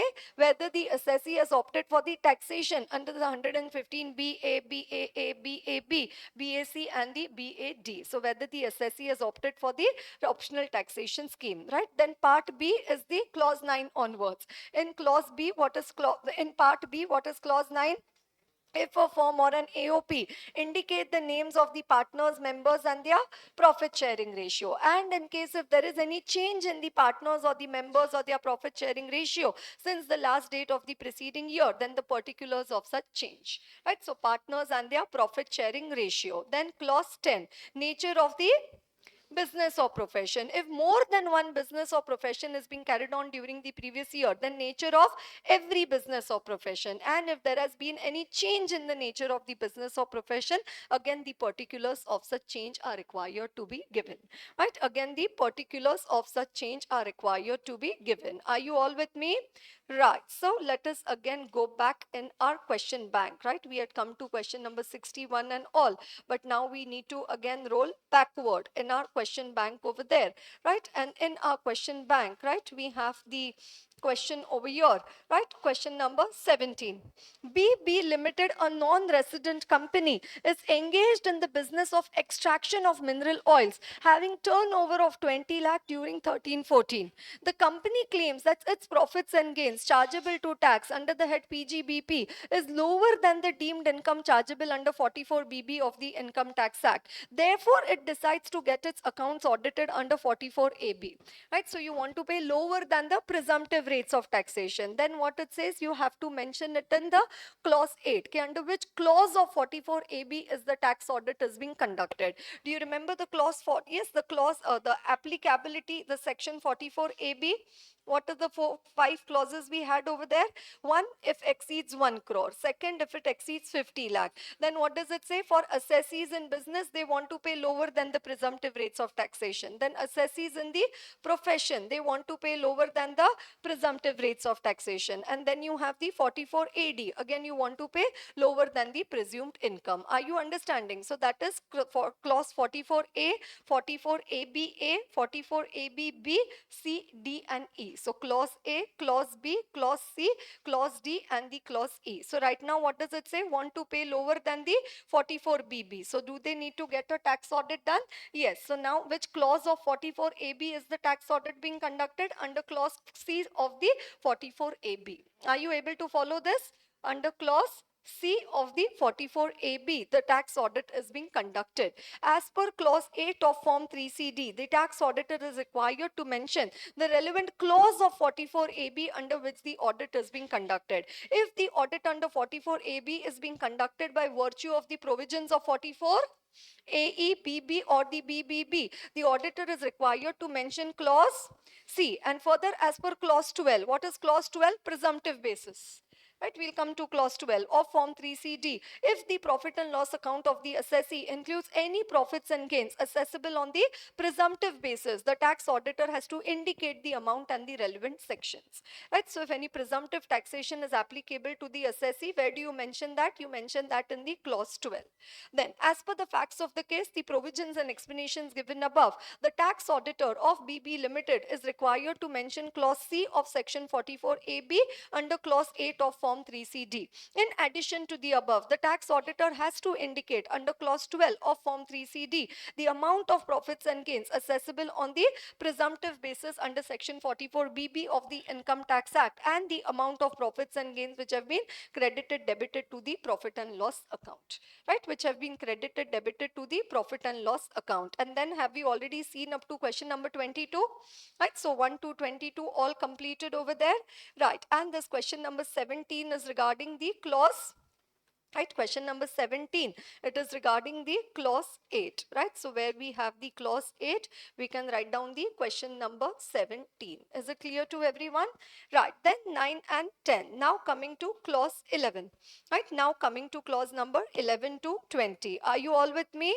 Right, 11 to 20. Right, what is 11? It says, right, clause 11 is regarding the list of the books of account being maintained by the assessee and also the address where the books of account have been kept, the list and the address. And if the books have been kept at more than one places like the branch offices, then even the addresses of the branch offices are required to be given.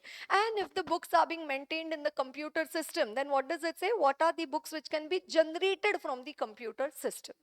Right, so what does it say? Books of account, and the list of the books of account being maintained by the assessee and the address where these books of account have been maintained. So say if the company is having the branch offices and the books are also being maintained at the branch, then you need to give the address of all the branch offices also. Then you also need to give the details of all the branch offices also. So whether the books of account prescribed under section 44AA, if yes, then the list of books so prescribed. Yes, list of books of account, the list of books of account maintained and the address at which the books of account have been kept. And in case if the books of account are kept in a computer system, mention the books of account which can be generated by such computer system. If the books of account are not kept at one location, please furnish the addresses of the locations along with the details of books of account which have been maintained at each location and the list of books of account and the nature of relevant documents which have been examined by the tax auditor.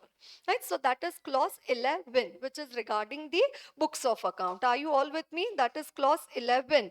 Along with clause 11, we also study the clause 35, which is regarding the quantitative details in case of a trading concern and in case of a manufacturing concern. Right, the quantitative details in case of a trading concern and in case of a manufacturing concern. Right, so clause 11 and clause 35 coming together. What is clause 11 regarding? Books of account, and 35 is regarding the quantitative details in case of a trading concern and in case of a manufacturing concern. You know, for raw material, opening stock, add less, and then the closing stock. Right, so let me come to clause 35, which is regarding the right, 35, which is regarding the quantitative details. What does it say? In case of a trading concern, in case of a manufacturing concern, give the quantitative details. Give the quantitative details. Opening stock, purchase, sale, closing stock, shortage, excess if any. And again, in case of a manufacturing concern, for raw material, opening stock, purchase, consumption, sales, closing stock, yield of finished product and percentage of yield, shortage, excess if any. And then you have the finished products by product, opening stock, purchase, quantity manufactured during the year, sales during the previous year, closing stock, and the shortages, excesses if any. Right, so what are these? The quantitative details. Are you all with me? These are the quantitative details which are required to be given in case of a trading concern and in case of a manufacturing concern. For a manufacturing concern, you have to give the raw material and the finished products and the byproducts, right? The finished products and the byproducts. So that is clause 35. What is clause 35 regarding the quantitative details in case of a trading concern and in case of a manufacturing concern. Okay, right? So let's come to the question bank, right? They say the company printing press, right? There's a printing press question over there. 32, 34, yes, ABC printing press, question number 57. And a ABC printing press, a proprietary concern, made a turnover of above 1.03 crore for the year 2019. The management explained to its auditor, Mr. Z, that it undertakes the different job work orders from various customers. The raw material required for each job are dissimilar. Those of you who are not able to, stop talking in the class, I'm very sincerely telling you, you can go away from the class. Right? If you're talking relating to what I am teaching or, just saying what I am saying, that is okay. But any other background music, I don't want it in the class. Right? I don't want it in the class. Okay. Right? Every mark is very difficult to earn in the exam. And we are doing this one particular chapter over here on the fiscal laws. Right? So not that all of you are making the noise, just a few insects. I told you, those night insects which keep on making the noise over there. Right? So please don't do that. Okay. I don't want to be bad with you. So don't, compel me to be, saying such words and sentences to all of you. Okay.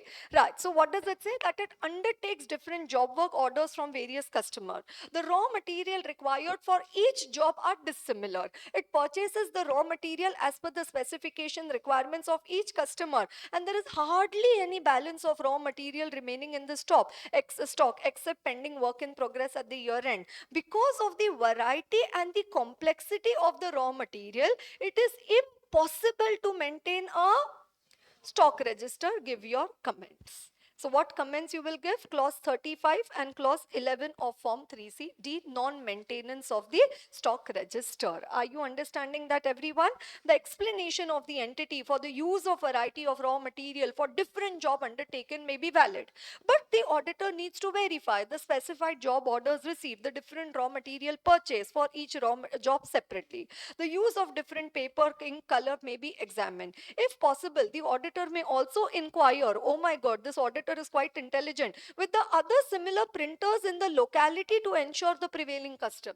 And so once you go to one printing shop, you'll see in that line there are 10 other printing shops. So go to those other printing shops also and inquire that what is the custom, prevailing custom. At the same time, he has to report and certify under clause 35B. 35B is in case of a manufacturing concern, and 11B is the list of books of account which is being maintained. Right, what does it say? Of form 3CD, read with rule 6G2 of the Income Tax Act about the details of the stock and the account book, including the stock register maintained. He must verify the closing stock of the raw material, work in progress, finished goods of the concern, at least on the date of its balance sheet. In case the said details are not properly maintained, he has to specifically mention the same with reasons for non-maintenance of the stock register by the entity. For the non-maintenance of the stock register by the entity, right? So this is coming where? In question number 57. Are you all with me? Right? Coming at question number 57. Is it clear to everyone? Question number 57. We'll again go back to clause 12. Whether the assessee is liable to pay any taxes on the presumptive basis.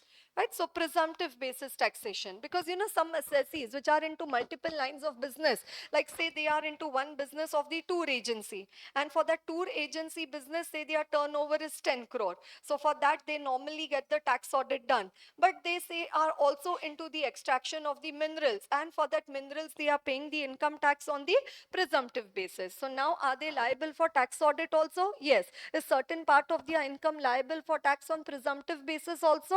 Yes. So it says this form 3CD is very consolidated. It talks about your presumptive income also. It talks about your indirect tax laws also. Any demand raised or refund issued under any tax laws other than the Income Tax Act or the Wealth Tax Act, right? So what does it say over here under the clause 12? Whether the profit and loss account includes any profits and gains which are assessable on the presumptive basis. If yes, indicate the amount and the relevant section 44 AD, AE, AF, B, BB, BBA, BBB, Chapter 12G, first schedule or any other relevant section. Right, so where the profit and loss account includes any profits and gains which are accessible on the presumptive basis. Are you getting that? So any presumptive basis, right? So that's the next one, any presumptive basis taxation. Clear to all of you? Whether any income is chargeable to tax on the presumptive basis. Okay, right, let's again come to the question bank. So question bank, again what we need to do, we need to go up and down into the question bank over here. So up to 22 to all done. Right, now coming to the next one over there. Right, so this one but is coming with another clause for reporting. Right, so when it comes with that other clause, we'll report it, we'll discuss it at the same time. Right, so right now what we will do, we will first come to the clause 13. Right, so clause 12, the question is combined with another one. Right, so we'll come to that one later. Right now coming to the clause 13, clause 14, clause 15. Right, so now what is clause 13? 13 is regarding the method of accounting and whether there has been any change in the method of the accounting, then the details of such change. So that is ABC. And what is DEF? DEF is regarding the income computation and the disclosure standards, which I already discussed with you. Right, so ABC, what is the method of accounting, whether there has been any change in the method of accounting and the details of such change. Say the assessee was using the cash method of accounting, now they've shifted to the mercantile system of accounting. So what is the details, the effect of such change, and a method of accounting. And 13 DEF, did I already discuss with you? Income computation and disclosure standards, whether any adjustment is to be made, details of the adjustment and the disclosures as per the ICDS. Are you understanding that? Right, so that is the 13. Right, then 14 is regarding the method of valuation of the closing stock, the method of the valuation of the closing stock, and again whether there has been any change in the method of valuation of the closing stock. So you know, method of valuation of closing stock, say FIFO method, right, and whether there has been any change. So say earlier they were using weighted average and now they've shifted to FIFO method. So any change in the method of valuation of the closing stock, again the details of the change. Right, so method of accounting, any change in the method of accounting, method of valuation of closing stock, any change in the method of valuation of the closing stock. And clause 15 is regarding whether any capital asset has been converted into the stock in trade, right, whether any capital asset has been converted into the stock in trade. Right, so say a particular person has a lot of real estate and not a lot of real estate investments and investments. So you know, so many flats purchased. So if that person has 20 flats, so right now these 20 flats are as tangible fixed assets, it is his investments, it's his property.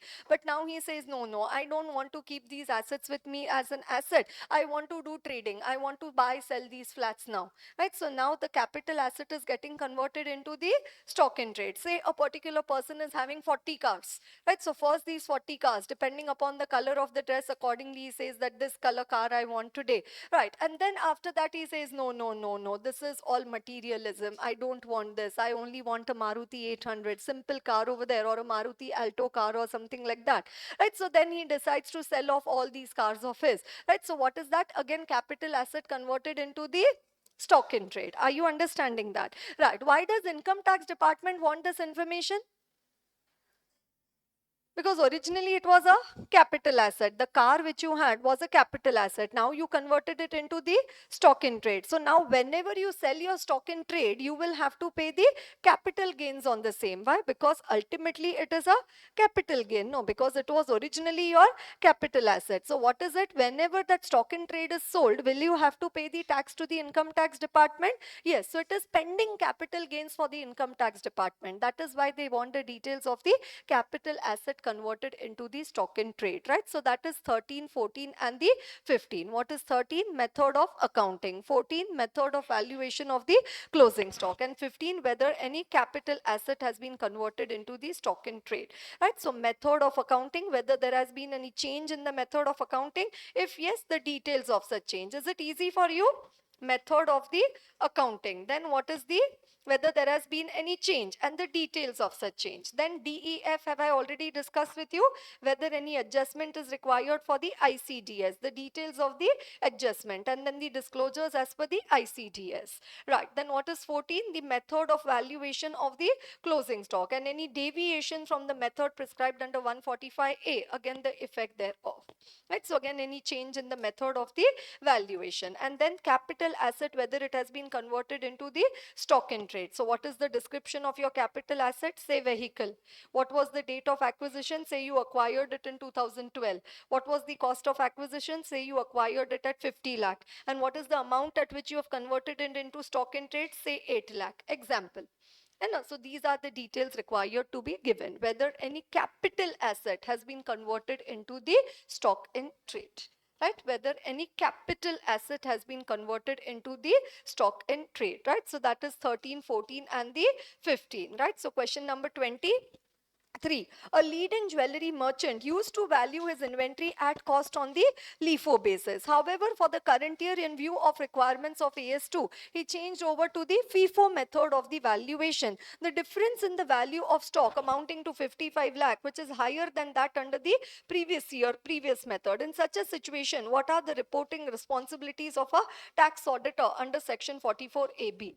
Right, so report for change in the method of valuation of the stock. Change in the method of valuation of stock is not a change in the method of the accounting. You understand now what is accounting? When you change from cash to mercantile or hybrid to cash or hybrid to mercantile or something like that. If you change your method of valuation of closing stock from FIFO to weighted average or LIFO to FIFO, is that a change in the method of accounting?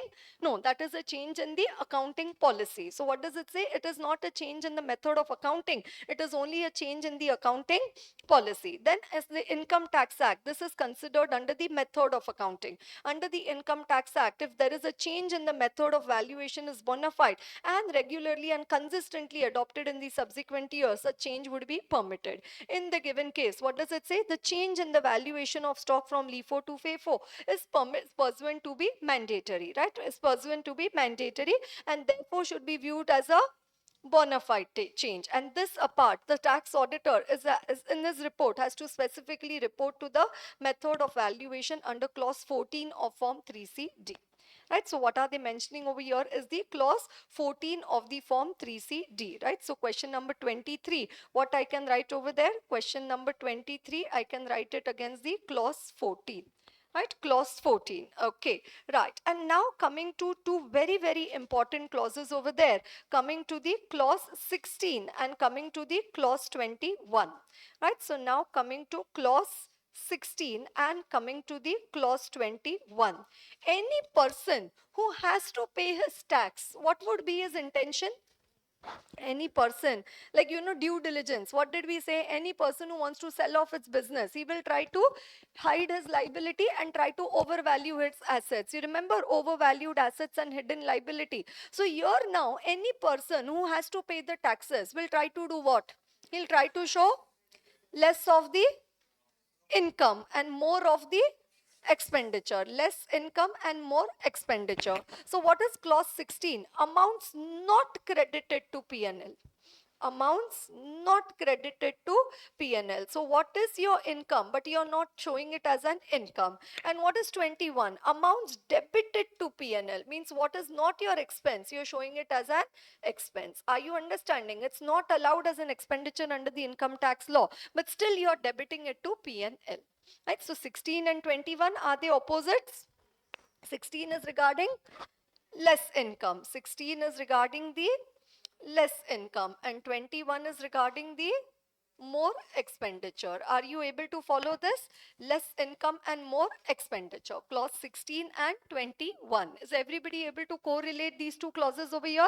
Right. So amounts not credited to P&L. Not credited to P&L. So if it is already credited to P&L, then no need to report under clause 16. If it is not credited to P&L, then now you need to report it under the clause 16. What is it? Clause 16A over there. Items falling within the charging section of section 28. And section 28 is what? PGBP. and the profits and gains of the business or profession. So if you've already taken it to P&L, no problem. But if it is not credited to P&L, now it will be reported under 16A. Then the credits, drawback, refund of duty, again of customs, excise, service tax, refund of sales tax, VAT, or where such credit, drawbacks and refunds are admitted as due by the authority. So again, this is little bit regarding the indirect taxes, right? So one items falling within the charging section of section 28, within the scope of section 28, then the credits, drawbacks and refund of which have been admitted as due by the authority. So it is your income. If you've already credited to P&L, no problem. But if not credited, now it will be reported under 16B. Right. Then next one, escalation claims accepted during the previous year. Right. So you had a contract in which you said that this year if you're paying rent of 1 lakh, next year you need to pay a rent of 1.2 lakh. And this 20,000 additional income has not been credited to the P&L. And escalation claims, if any, again not credited to P&L, required to be reported under 16C, right? Then it says any other item of income. So in case of in a balancing figure type, and it says capital receipt if any, capital receipts if any. So 16A, 16B, 16C, 16D and the 16E, amounts not credited to P&L. Which are the amounts which are not credited to P&L? Items falling within the charging of section 28. Then the credits, drawbacks and refunds which have been admitted as due by the authorities. Then the escalation claims. Then any other item of income and the capital receipts if any. Right? And the capital receipts if any. Are you understanding that? For escalation claim and capital receipts, we have the retail questions over there. Right? For escalation claims and the capital receipts, we have the retail questions over there. Right? So first say, let's come to the question on the escalation claim. While conducting the tax audit of A and company, you observe that it has made an escalation claim to one of its customers but was not accounted as income. What is your reporting responsibility? So tax auditor has to report under clause 16C of Form 3CD on any escalation claim accepted during the year which has not been credited to the profit and loss account under clause 16C of Form 3CD. So now for this escalation claim which is not credited to the P&L, one, you need to check the system of accounting. Why? Because if they are following the cash system of accounting, then that has no significance over here, because whenever the escalation claim will be actually received, only then it will be accounted for. So escalation claim, does it have any relevance in case if the assessee is following the cash system of accounting? No, it does not have the relevance if the assessee is following the cash system of accounting. It has the relevance only when the assessee is following the mercantile system of the accounting. Then what does it say? The other party should have given an unconditional acceptance to the claim. Right? Only making of a claim, mere making of a claim by the assessee cannot be constituted as the accepted claim. And after ascertaining the relevant factors as outlined above, a decision whether to report or not can be taken. Right? So what are the points they have over there? One, the method of the accounting. Second one, the other party should have given an unconditional acceptance. And third, mere making of a claim will not be an accepted claim. Right? So that need not be credited to the P&L. Right? That need not be credited to the P&L. Are you understanding that? Right? So question number 25. Is it clear to everyone? Question number 25 is regarding the escalation claims. Right? And then you have this question which is regarding the, right, while writing the audit program for tax audit in respect of A Limited, you wish to include possible instances of the capital receipt of not credited to P&L which needs to be reported under 16E of Form 3CD. And again it says 16E of Form 3CD. State any 4 illustrative examples of such receipt. Right? So again it has been missed over here, but this question has come 2 times in the exam. Right? They've missed out that particular content over here, but has this question come 2 times in the exam? Yes, it has already come in the exams 2 times. And examples of the capital receipt. So what are the capital receipts which are not credited to P&L? One, government grant in the nature of the promoter's contribution. Second, government grant for the purchase of a specific fixed asset. Next one, the compensation for surrendering certain rights. And the last one, the profit on sale of fixed assets and investments to the extent not credited to P&L. Right? So government grant in the nature of the promoter's contribution, then government grant for a purchase of a specific fixed asset, then compensation for surrendering certain rights, and the profit on the sale of fixed assets and investments to the extent not credited to the P&L. Capital receipts, if any. They are asking you the examples of the capital receipts over here. What are the examples? Government grant in the nature of the promoter's contribution, government grant for the purchase of a specific fixed asset, then the compensation for surrendering certain rights, and the profit on the sale of any investments or fixed assets to the extent it has not been credited to the profit and loss account, right? So that is question number 26. Is it clear to everyone? That is coming where? That is coming to question number 26, right? Capital receipts, if any. That is coming to question number 26. Okay. And then after that, we also have this question over there, right? T2 Limited previous year ended on 2012. During that period, it had made a claim for refund of customs duty, which was admitted as due by the customs authority during April. So this will come where? Under 16B. And a 16B, credits, drawbacks, and refunds which have been admitted as due by the authorities. Are you able to correlate?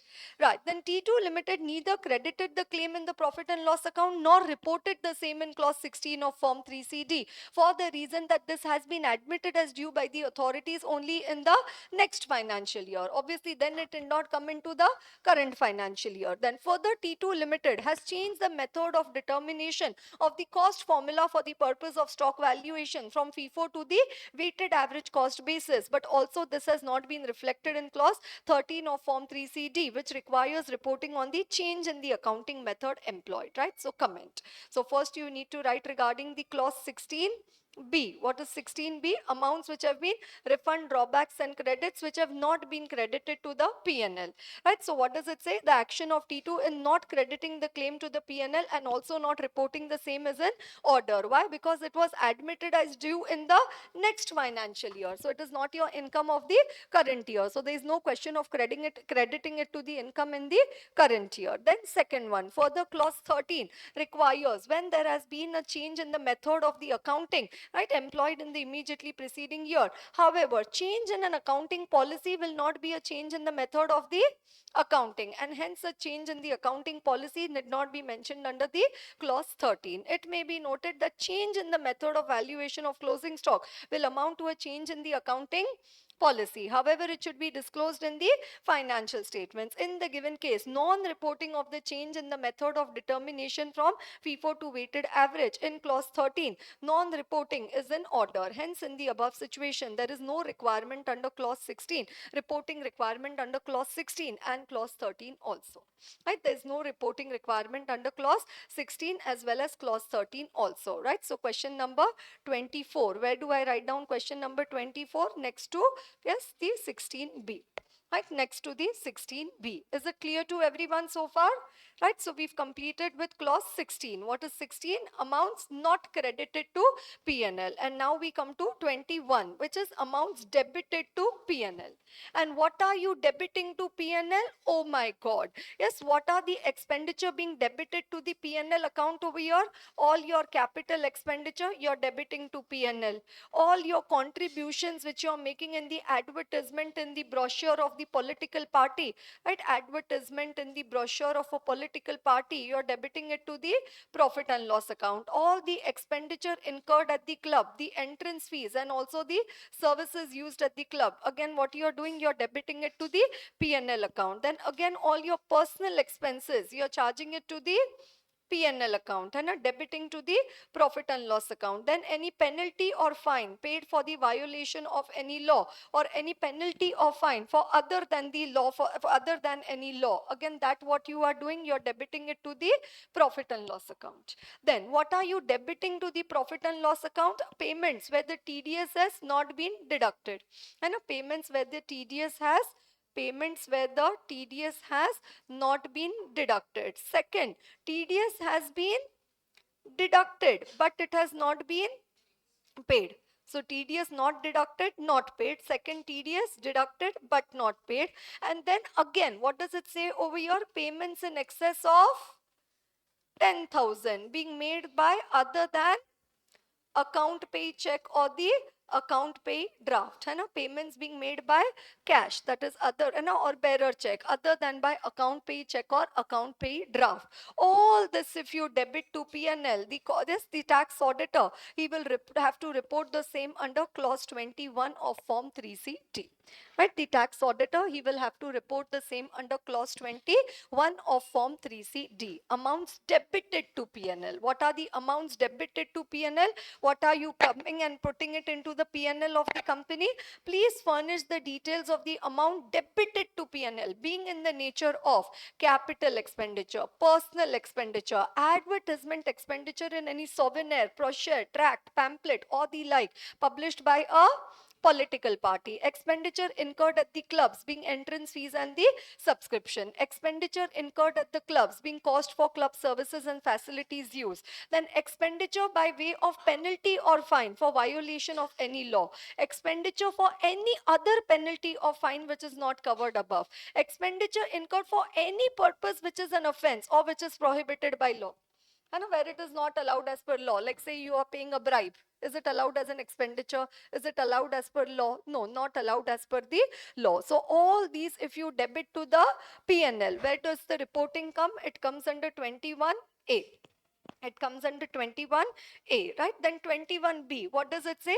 Details of payment on which tax is not deducted. And second, details on payment on which tax has been deducted but it has not been paid, right, to non-resident. So what does it say? 40A, amounts inadmissible under section 40A. Do you know this? 40A of the Income Tax Act, right? So details of payment on which tax has not been deducted, and here it has been deducted but it has not been paid. Then as referred to it, regarding the payments which are referred to in 1A above, details of the payment on which tax has not been deducted. Again, tax has been deducted but it has not been paid, right? The details are required to be given, right? So all the sub clauses of the 40 are given over there, right? Then amounts debited to P&L being interest, salary, bonus, commission, which is inadmissible under section 40B or 40BA. Right, so again, it is not allowed as an expenditure under section 40, the interest, salary, bonus, or the commission. And 21D is ATF top 3 of ICAI. And is ATF top 3 of the ICAI, the clause 21D of form 3CD. What is clause 21D of form 3CD? The disallowance or the deemed income under section 40A3 and the deemed income under 40A3A. Where the payments have been made in excess of 10,000 other than by account pay check or account pay draft. Are you understanding that? Right. So you have the 21DA and you have the 21DB. Right. What is 21DA? On the basis of examination of the books and the other relevant documents where expenditure covered under 40A3 read with rule 6DD were made by the account pay check or a draft. If not, then please furnish the detail. Right. And again, what does it say? Were made by, and payment referred to over here again were made by other than account pay check or draft. Please furnish the detail. What does it say? If the expenditure pertains to the previous year and the payment has been made in the previous year, then 21DA. If the expenditure relates to earlier year and the payment has been made in the previous year, then 21DB. It's my expenditure of this year and I am making it in cash. Making the payment of 20,000 in cash this year, then 21DA. The expenditure relates to earlier year. No, previous year is this year. No, the expenditure relates to the earlier year, but relating to expenditure of earlier year, this year I am making the payment in the previous year I am making the payment in cash of more than 10,000. Then it will come under 21DB. Are you all able to follow this? Right. Then 21E, provision for payment of gratuity not allowable. Right. So any gratuity which is not allowable to be paid, which is not in accordance with the provisions of the Gratuity Act. Right. Any sum paid by the assessee as an employer, again, which is not allowable. Any particulars of liability of a contingent nature. And so contingent nature, can you debit it to P&L? No, it cannot be debited to P&L. Then amount of deduction inadmissible in terms of section 14A in respect of the expenditure incurred in relation to income which does not form part of the total income. Do you remember something like that? Right, say total income also has some agricultural income, right? Say your total income is 20 crore. Out of that, your agricultural income is say 5 crore. right? Out of that, say your agricultural income is 5 crore, and now say your total expense is 10 crore. Now, will you get a deduction of the entire 10 crore under the income tax law? No, you will only get the deduction of the, say, 7.5 crore, because whatever is relating to the, yes, whatever is relating to, say, expenditure related, total expenditure is 10 crore, and say expenditure relating to agriculture is 1 crore, then for that, will you get a deduction under the income tax law? No, you will not get a deduction for that under the income tax law. So under income tax law, you will only get a deduction for the 9 crore. Are you understanding? Expenditure which is incurred in relation to income, which does not form part of the total income. So you're not paying the tax on that. So obviously there is no question of debiting it to the profit and loss account. An amount admissible under the proviso to section 3613, which is again some interest which is required to be paid, right? Which is some interest, right? So what is the section, which clause which we have studied over here? Quite a big clause over there. The clause 21 regarding the amounts which are debited to P&L. Are you all with me? The amounts which are debited to P&L. Okay, right. So now let us come to this questions over here. Right. Yes, question number 31. Right, PQRS and Associates is appointed for conducting the tax audit as per the Income Tax Act 1961 of QW Limited, a cotton textile company. The company has incurred 6 lakh towards advertisement expenditure on a brochure pamphlet published by a political party in Pune. Advise the auditor whether such expenditure should be included in the tax audit report or not. What does it say? It shall be included in the tax audit report as per clause 21A of the form 3CD. Right, so expenditure on advertisement in the media of a political party in the given situation. Then as per clause 21A of form 3CD, the auditor is required to furnish the details of the amount which have been debited to the P&L, being in the nature of the advertisement expenditure in any souvenir brochure or the tract or the pamphlet or any or the like published by a political party in his tax audit report. Therefore, advertisement expenditure of the 6 lakh by the published by the political party shall be reported in the tax audit report, right? So which is this question? This is question number 31, right? So what we can do over here, right, where we have the political party, we can write question number 31. Right, question number 31. Okay, then as an auditor of a partnership firm under section 44AB of the Income Tax Act, how would you report on the following? Expenditure incurred at the clubs. Right, so now you need to check the policy of the company for the same, okay, whether it is personal or whether it is allowed as per the company policy. Right, so 21A of form 3CD, the amount of expenditure incurred at clubs by the assessee being the entrance fees and subscription and club services and facilities you should be indicated. The payment made may be in respect of the directors and other employees in case of companies, or for partners or proprietors in other cases. The fact that whether such expenses are incurred in the course of business or whether they are of personal nature need to be ascertained. And so whether it is a part of the company policy that we will pay your club fee, so then it is not to be reported. But if it is not as per company policy and it is personal in nature, then what does it say? If they are personal in nature, they are to be shown separately under clause 21A. Hence, the tax auditor has to report the payments to the clubs under clause 21A of the form 3CD. Right, so question number 32. Right, so where do I write down question number 32? These two ones over here, the club one, right, the question number 32. Is it clear to everyone? Question number 32. Then, as a tax auditor, how would you report on the following? Labor charges paid on which tax is deducted, and a tax is deducted at source at an inappropriate rate. That means TDS has not been properly deducted. Right, so again, where does the reporting come for that? It comes under 21B. Right, it comes under the 21B. Right, so now where we have the 21B, right, what we can write down over there? Question number 33.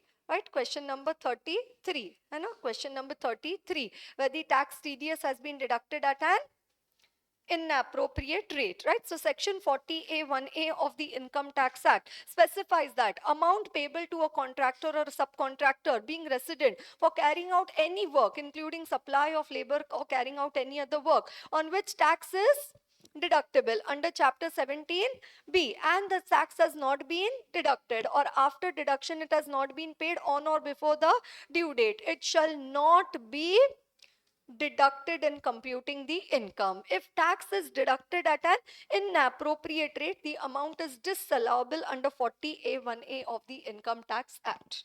Right? So this fact needs to be reported in 21B2 of Form 3CD, where the details of the payment on which tax not deducted and details on which tax has been deducted but not paid is required to be reported. In this case, the assessee submits that the rate is proper, right? Though in the auditor's view, it is improper. The tax auditor should exercise his judgment and accordingly report in clause 21B2 of Form 3CD.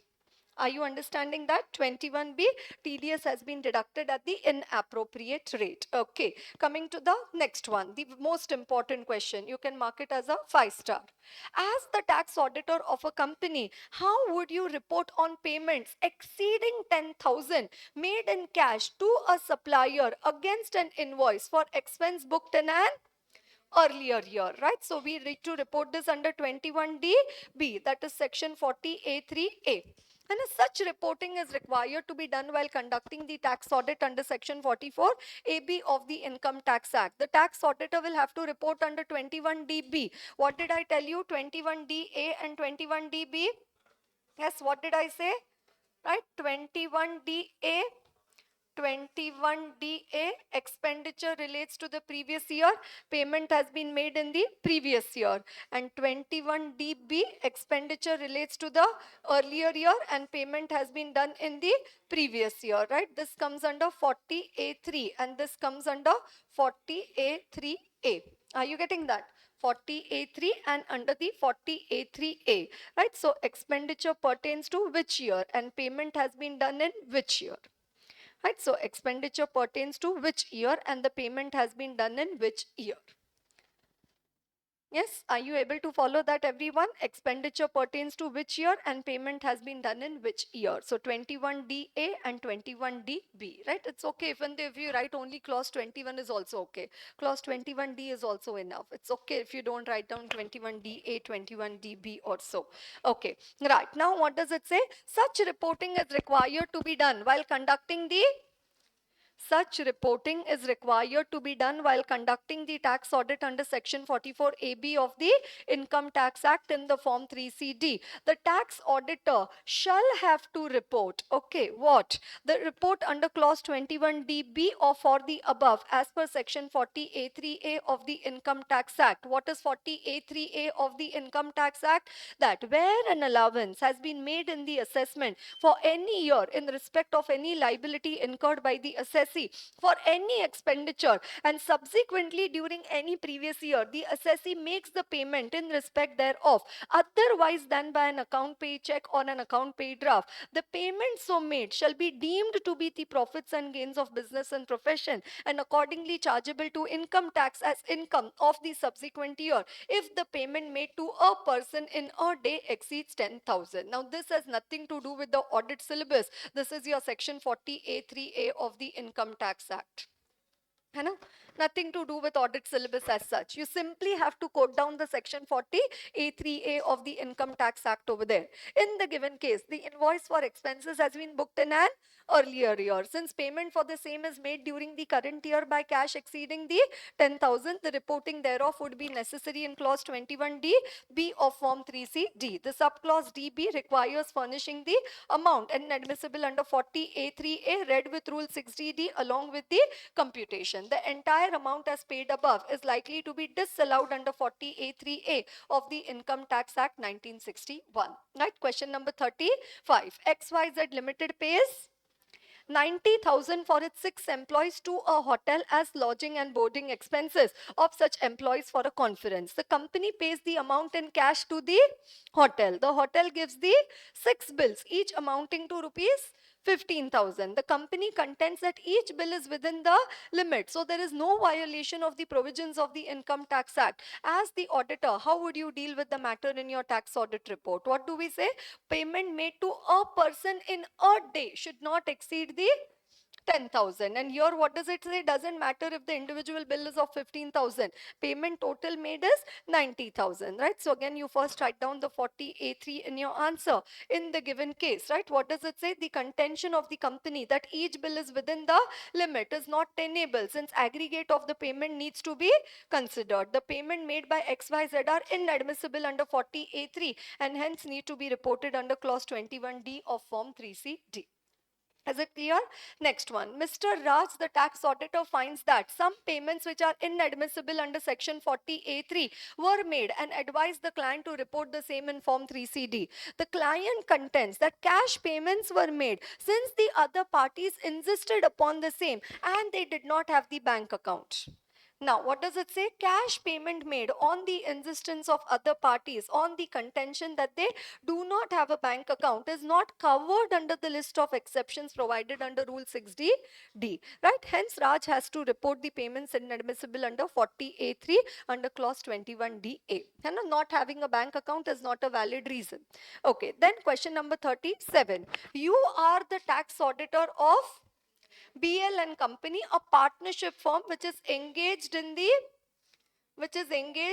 business of plying of the goods carriage. You are the tax auditor of BL and Company, a partnership firm engaged in the business of plying of the goods carriage. Engaged in the business of plying of the goods carriage. Anything special over here? Yes, here instead of 10,000, the payment being made to a person in a day in cash should not exceed 35,000. Okay, right. Having a turnover of 20 crore, how would you deal and report on the following? Payment of 50,000 in cash to R on 10 September towards settlement of invoice for expense booked in earlier year. Will you have to report? Yes. Payment made to a person in a day is exceeding the 35,000. And payment of 3 invoices of 15,000 each made in cash to Y on 8th, 9th and 10th July respectively. So this do you need to report? No. Why? Because the payment made to a person in a day is not exceeding the 35,000 rupees. Are you able to follow this, everyone? Right. In case of payment made for the plying, hiring or leasing of goods carriage, limit is 35,000 instead of the 10,000. Are you understanding that? Okay, right. So what does it say? Payment of 3 invoices. Is the reporting required to be done? It need not be reported as the payment does not exceed 35,000 in a day. But the payment of 50,000 made in cash, is that required to be reported? Yes, it needs to be reported under 21DB. Right, then question number 38. Ploy Limited is engaged in the leasing of the goods carriage. So again 35,000. Appointed you as the tax auditor for financial year 2021. How would you deal with the following payments to XYZ engaged in leasing of goods carriage relating to the leasing transactions in your tax audit report? Payment of 6 invoices of 5,000 each made in cash to X on 4th July. So 6 5s are 30,000. Anyways, it is not exceeding the 35,000. So it need not be reported. Then payment of 2 invoices of 18,000 each made in cash to Y on 5th July and 6th July. So again, payment made to a person in a day is not exceeding 35,000. So again, it need not be reported. Again, it did not be reported. And payment of 40,000 made in cash to Mr. Z on 7 July against an invoice for expense booked in 1920. This will have to be reported under 21DB. The details have to be reported under 21DB. Okay, right. So right from question number 35, 36, 37, the 38, right, 35 to 38 is regarding the 21D. Right, question number 35 to 38. It is regarding the 21DA and the 21DB. And 35 to 38. It is sorry, 34 also. Okay, right. So 34, yeah, that was the first one which we marked over there, right? So 34 to 38, right? It is regarding the first the 21D payments in excess of 10,000 or payments in excess of the, right, payments in excess of the 35,000, right? So question number Right, question number 34 to 38. Is it clear to everyone? Question number 34 to 38. Okay, right. And then after that, we have one more question over there. Let me, yes, but that question is consolidated with some other question. So whenever it comes, we can have a look at that particular question. Right, so right now what we can do, we can again go back to our original list. Right, in our original list, what we are yet to update? Right, in our original list, what we are yet to update over there is the 16 and the 21. What is 16? Amounts not credited to PNL. Amount not credited to PNL. Amount not credited to PNL. And then you have the 21, which is regarding the amount which have been debited to PNL, amount which has been debited to the PNL. Are you understanding that, everyone? So not credited to PNL and you're debited to PNL. So less income and more expense. Are you able to understand? And 16 and 21, right? Less income and the more expense. We've discussed 16 and 21. Okay. Now coming to clause 17. What is clause 17? Whether land or building or both have been transferred during the previous year at less than government valuation. Right? Land or building or both have been sold during the previous year at less than government valuation or at less than the stamp duty value. Has been sold at less than the stamp duty value. Land or building or both have been transferred during the previous year at a value less than the value adopted, assessed or assessable. Right, so land or building have been sold at less than government valuation, that is less than the SDV. What is SDV? Less than the stamp duty value. Right, then 18 is regarding the depreciation. Right, 18 is regarding the depreciation. 19 is regarding the weighted deductions. Nowadays there are no weighted deductions and all of that, but yeah, it is still given over here. Right, so 19 is regarding the weighted deductions and scientific and the pharmaceutical research companies and all of that, the weighted deductions. Right, then in 20 you have 20A and 20B. Right, 20A is any amount which has been paid to the employee as the salary, bonus or commission, which was actually payable to him as the profit or the dividend. So what is your income? You showed it as an expense. You had to give dividend to your employee. Instead of showing it as a dividend, you're showing it as a bonus paid to your employee. So what is your income? Appropriation of income, you're showing it as a charge against income. What is your appropriation of income? You're showing it as a charge against the income. So any sum which is payable to employee as the profit or dividend has been paid to him as the bonus, salary or the commission. And 20B is regarding the employee contribution to the various funds. Right, the employee contribution. Right, because PF, no, like PF, superannuation, labor welfare fund, is there employer contribution and employee contribution also? Yes, there is the employee contribution also. And what, no, so PF, we have employer contribution, employee contribution. Now employee contribution is with the company. Now this money the company is holding as a trustee of the employee. That is not their money. They have to contribute it to the PF trust. And what they were doing, they were not transferring it to the, example, the PF trust or whichever trust over there. That is why it says if you don't transfer it to the trust, the employee contribution, it will not be allowed as a deduction under the income tax law. So the employee contribution to the various funds, again to ensure the prompt payment or the prompt depositing of these amounts to the funds, right? So employee contribution to the various funds, right? So what is this? This is clause 11 to 20. So first we saw clause 1 to 10, then we saw 11 to 20. What is 11 to 20 over there? Right, what is clause 11? List of books of account. 12, presumptive taxation. 13, method of accounting. 14, method of valuation of closing stock. 15, capital asset converted into the stock in trade. 16, less income and amounts not credited to PNL. 17, land or building or both has been sold at less than government valuation. Then 18 is depreciation. 19 is weighted deduction. 20 is the amount which has been paid to the employee as the salary, bonus, commission, which was payable to him as the profit or dividend, and the employee contribution to the various funds. Are you able to follow this, everyone? Okay, right. So now let's look into the form 3CD over here, right? So what we have seen up to is clause 16. Now coming to clause 17. What is clause 17? Whether any land or building or both, that is immovable property, is transferred during the previous year for a consideration less than the value adopted, assessed or assessable by any authority of the state government referred to in 43CA or 50C. So basically they are talking about the stamp duty value and sold at less than the stamp duty value. Like generally what you would have seen that generally a deal takes place at what price? Okay, if you sell a particular property at 1 crore, say the stamp duty value of that property is going to be 70 lakh. And so 70 lakh is for which you get the loan and for which the documents are created, and 30 lakh you need to pay to the other party in cash. You understand? No, generally that's the arrangement. Generally the value of the property is above the stamp duty value. But here what does it say? What is the stamp duty value of the property? 70 lakh. And at what price it has been sold? 15 lakh. Right. Why income tax department wants this detail? Because it is loss of capital gain for the income tax department. It is loss of the capital gains for the income tax department if you sell your properties at less than the government valuation. Are you understanding? Right. Then here you have the safe harbor rules. What are the safe harbor rules? Up to 110%, up to 120%. That much it is allowed. And okay, say stamp duty value is 70 lakh and like you sold it for 65 lakh. Then it says that much is okay.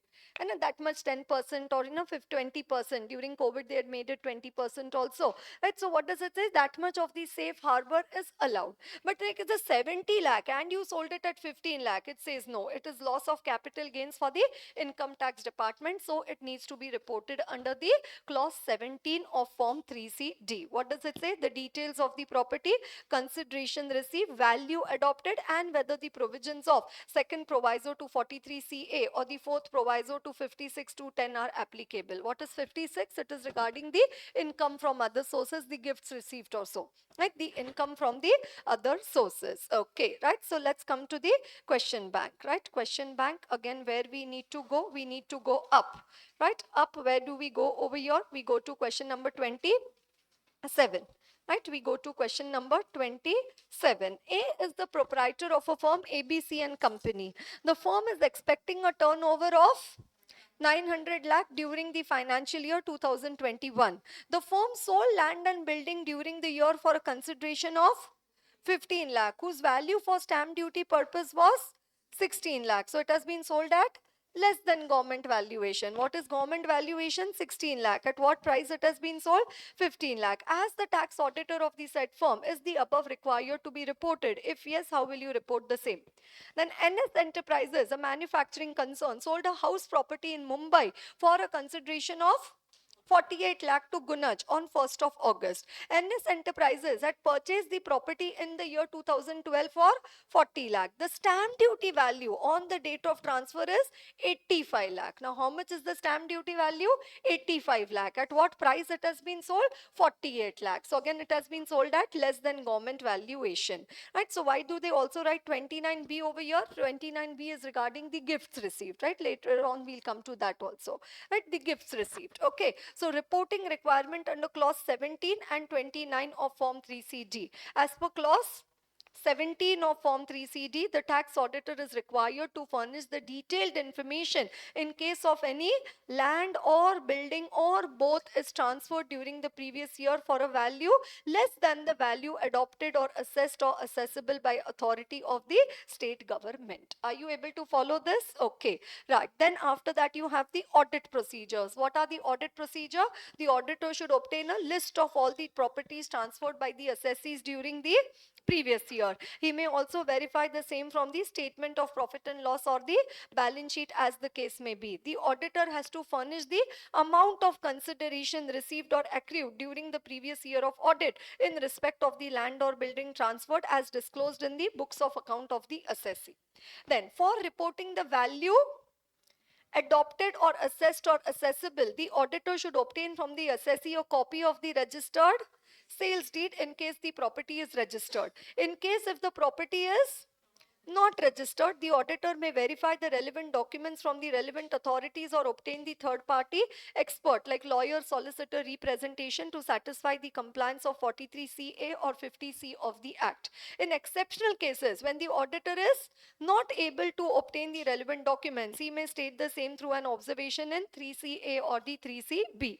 In addition, as per clause 29, B, which is regarding the gifts received. In case of an immovable property where the stamp duty value exceeds the consideration by lesser than the higher of 50,000 or 10% of the consideration, the difference is not chargeable to tax. Therefore, for any immovable property where the stamp duty value is up to 110% of the consideration, no addition can be made under 56 to 10. In the given case, they have sold the land and building during the year for a consideration of 15 lakh, which is less than the stamp duty value of 16 lakh. It is also more than the higher of the 10% of the consideration, 1,50,000 or 50,000. Hence, the tax auditor is required to report on the same under clause 17 of form 3CD. Right? Another question over there, question number 28. A is the proprietor of a firm, ABC and Company. The firm has a turnover of 500 lakh. During the year, the firm has sold a land and building for a consideration of 15 lakh, whose value for stamp duty purpose was 16 lakh. As the tax auditor of the said firm, is the above to be reported? If yes, how will you report the same? Right, so the same is again required to be reported under clause 17 of form 3CD. Land or building or both have been transferred during the previous year at less than government valuation. Right, so what is this clause which we are discussing over here? Clause 17. And what are the questions which we have for clause 17? Right, the question number 27 and the 28. Are you all with me? Right, we have the question number 27 and the question number 28. Okay, now coming to question number 29. As an auditor of a partnership firm under 44AB of the Income Tax Act, how would you report on the following? War wants to purchase a new machine which is available for 45,000 if purchased on 45 days credit, and is if 45,000 if purchased on 45 days credit, and 40,000 if purchased by cash. The machine is purchased by paying cash on 1st of August 2019, and depreciation on it is charged to the profit and loss account is 6,000. What does it say? If you purchase any fixed asset in cash, do you get the benefit of depreciation for the said fixed asset? No, you do not get the benefit of the depreciation. Then technical support is received from D&D, a non-resident, for installation of a new machinery. He has raised the invoice dated 1st of September, May 2019 in US equivalent to 5 lakh. The entire dues are cleared through appropriate banking channel on 25th of June 2019.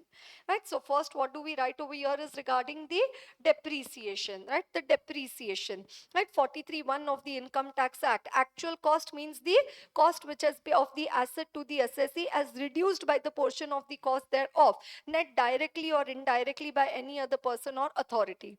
Where an assessee incurs any of the expenditure for acquisition of any asset or part thereof in respect of which the payment or aggregate of payment made to a person in a day otherwise than by account, pay, check or draft or by ECS exceeds 10,000, such expenditure shall not form part of the actual cost of the asset. In the given case, war purchased the machinery by paying the cash, yes, and charging the depreciation. According to section 43(1), 45,000 paid in cash will not form part of the actual cost of such asset. Therefore, depreciation on the same is not allowable. The tax auditor is required to report the same in accordance with clause 18. As per clause 18, what you need to report is the additions, deductions during the year, then the adjustment to be made, depreciation allowable, and the written down value at the end of the year. Right, and what is the second question over there? In the given case, technical support received from D&D, a non-resident, for installation of machinery would have been capitalized as the cost of the machinery. It is assumed that the amount paid was through bank after complying with the TDS requirement. So the tax auditor will have to report the same in accordance with 13F, whereas the disclosures as per the ICDS, the tangible fixed assets. Right, addition of 5 lakh technical support fee to non-resident being capitalized as the cost of the machinery. Right, so what is this question over there? Question number 29, which is regarding the depreciation. Right, so question number 29, which is regarding the depreciation. Are you able to follow this, everyone? Right, then after that, question number 30.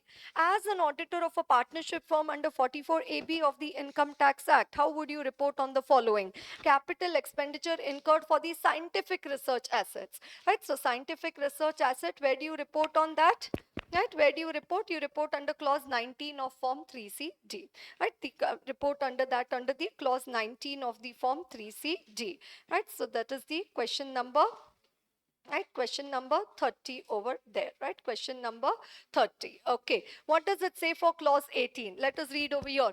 Particulars of depreciation allowable as per the Income Tax Act in respect of each asset or block of asset, because in income tax you have the concept of the block of asset. So description of asset or the block of asset, then the rate of depreciation, then the actual cost of the or the written down value as the case may be.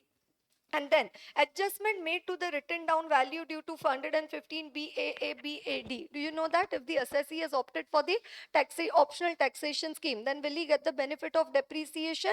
No, then will not get the benefit of the depreciation.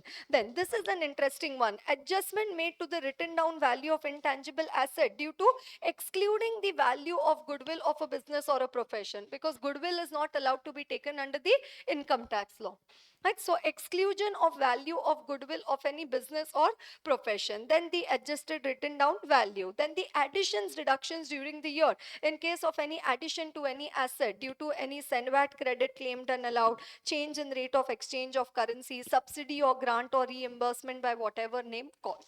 Right, so these are all the details to be given in D. Right, so A is what? Description of the asset. B, rate of depreciation. C, the actual cost or the written down value. Then the adjustments to be made to the written down value. Then the additions, deductions during the year in case to the assets made during the year. And in case of additions, the adjustment due to the SENVAT, change in rate of exchange of currency, and the subsidy or grant or reimbursement. And then the depreciation allowable, and then the written down value at the end of the year. Right, depreciation allowable and the written down value at the end of the year. Right, and what is 19? It is the weighted deductions and amounts which are admissible as per the provisions of 32, 33, 35. Right, this entire range of sections over there. Right, so that is the weighted deductions under clause 19. And then what is 20? Any sum paid to an employee as the bonus or commission for services rendered where such sum was otherwise payable to him as the profit or the dividend. So any sum paid to the employee as the bonus or commission which was otherwise payable to him as the profit or dividend, and details of contribution received from employees for the various funds as referred to in 3615A. Right, so employee contribution to the various funds, serial number, nature of the fund, sum received from employee, due date for payment, the actual amount paid, and the actual amount paid and the actual date of payment to the concerned authorities. Right, so that's the employee contribution to the various funds. Is it clear to everyone? And 21 have we already discussed? Right, clause 21 we have already discussed. Right, so 1 to 20, is it all done? 1 to 21. Right, 1 to 21, is this much of our chart already completed? Right, so we take a break and then we shall continue. Okay.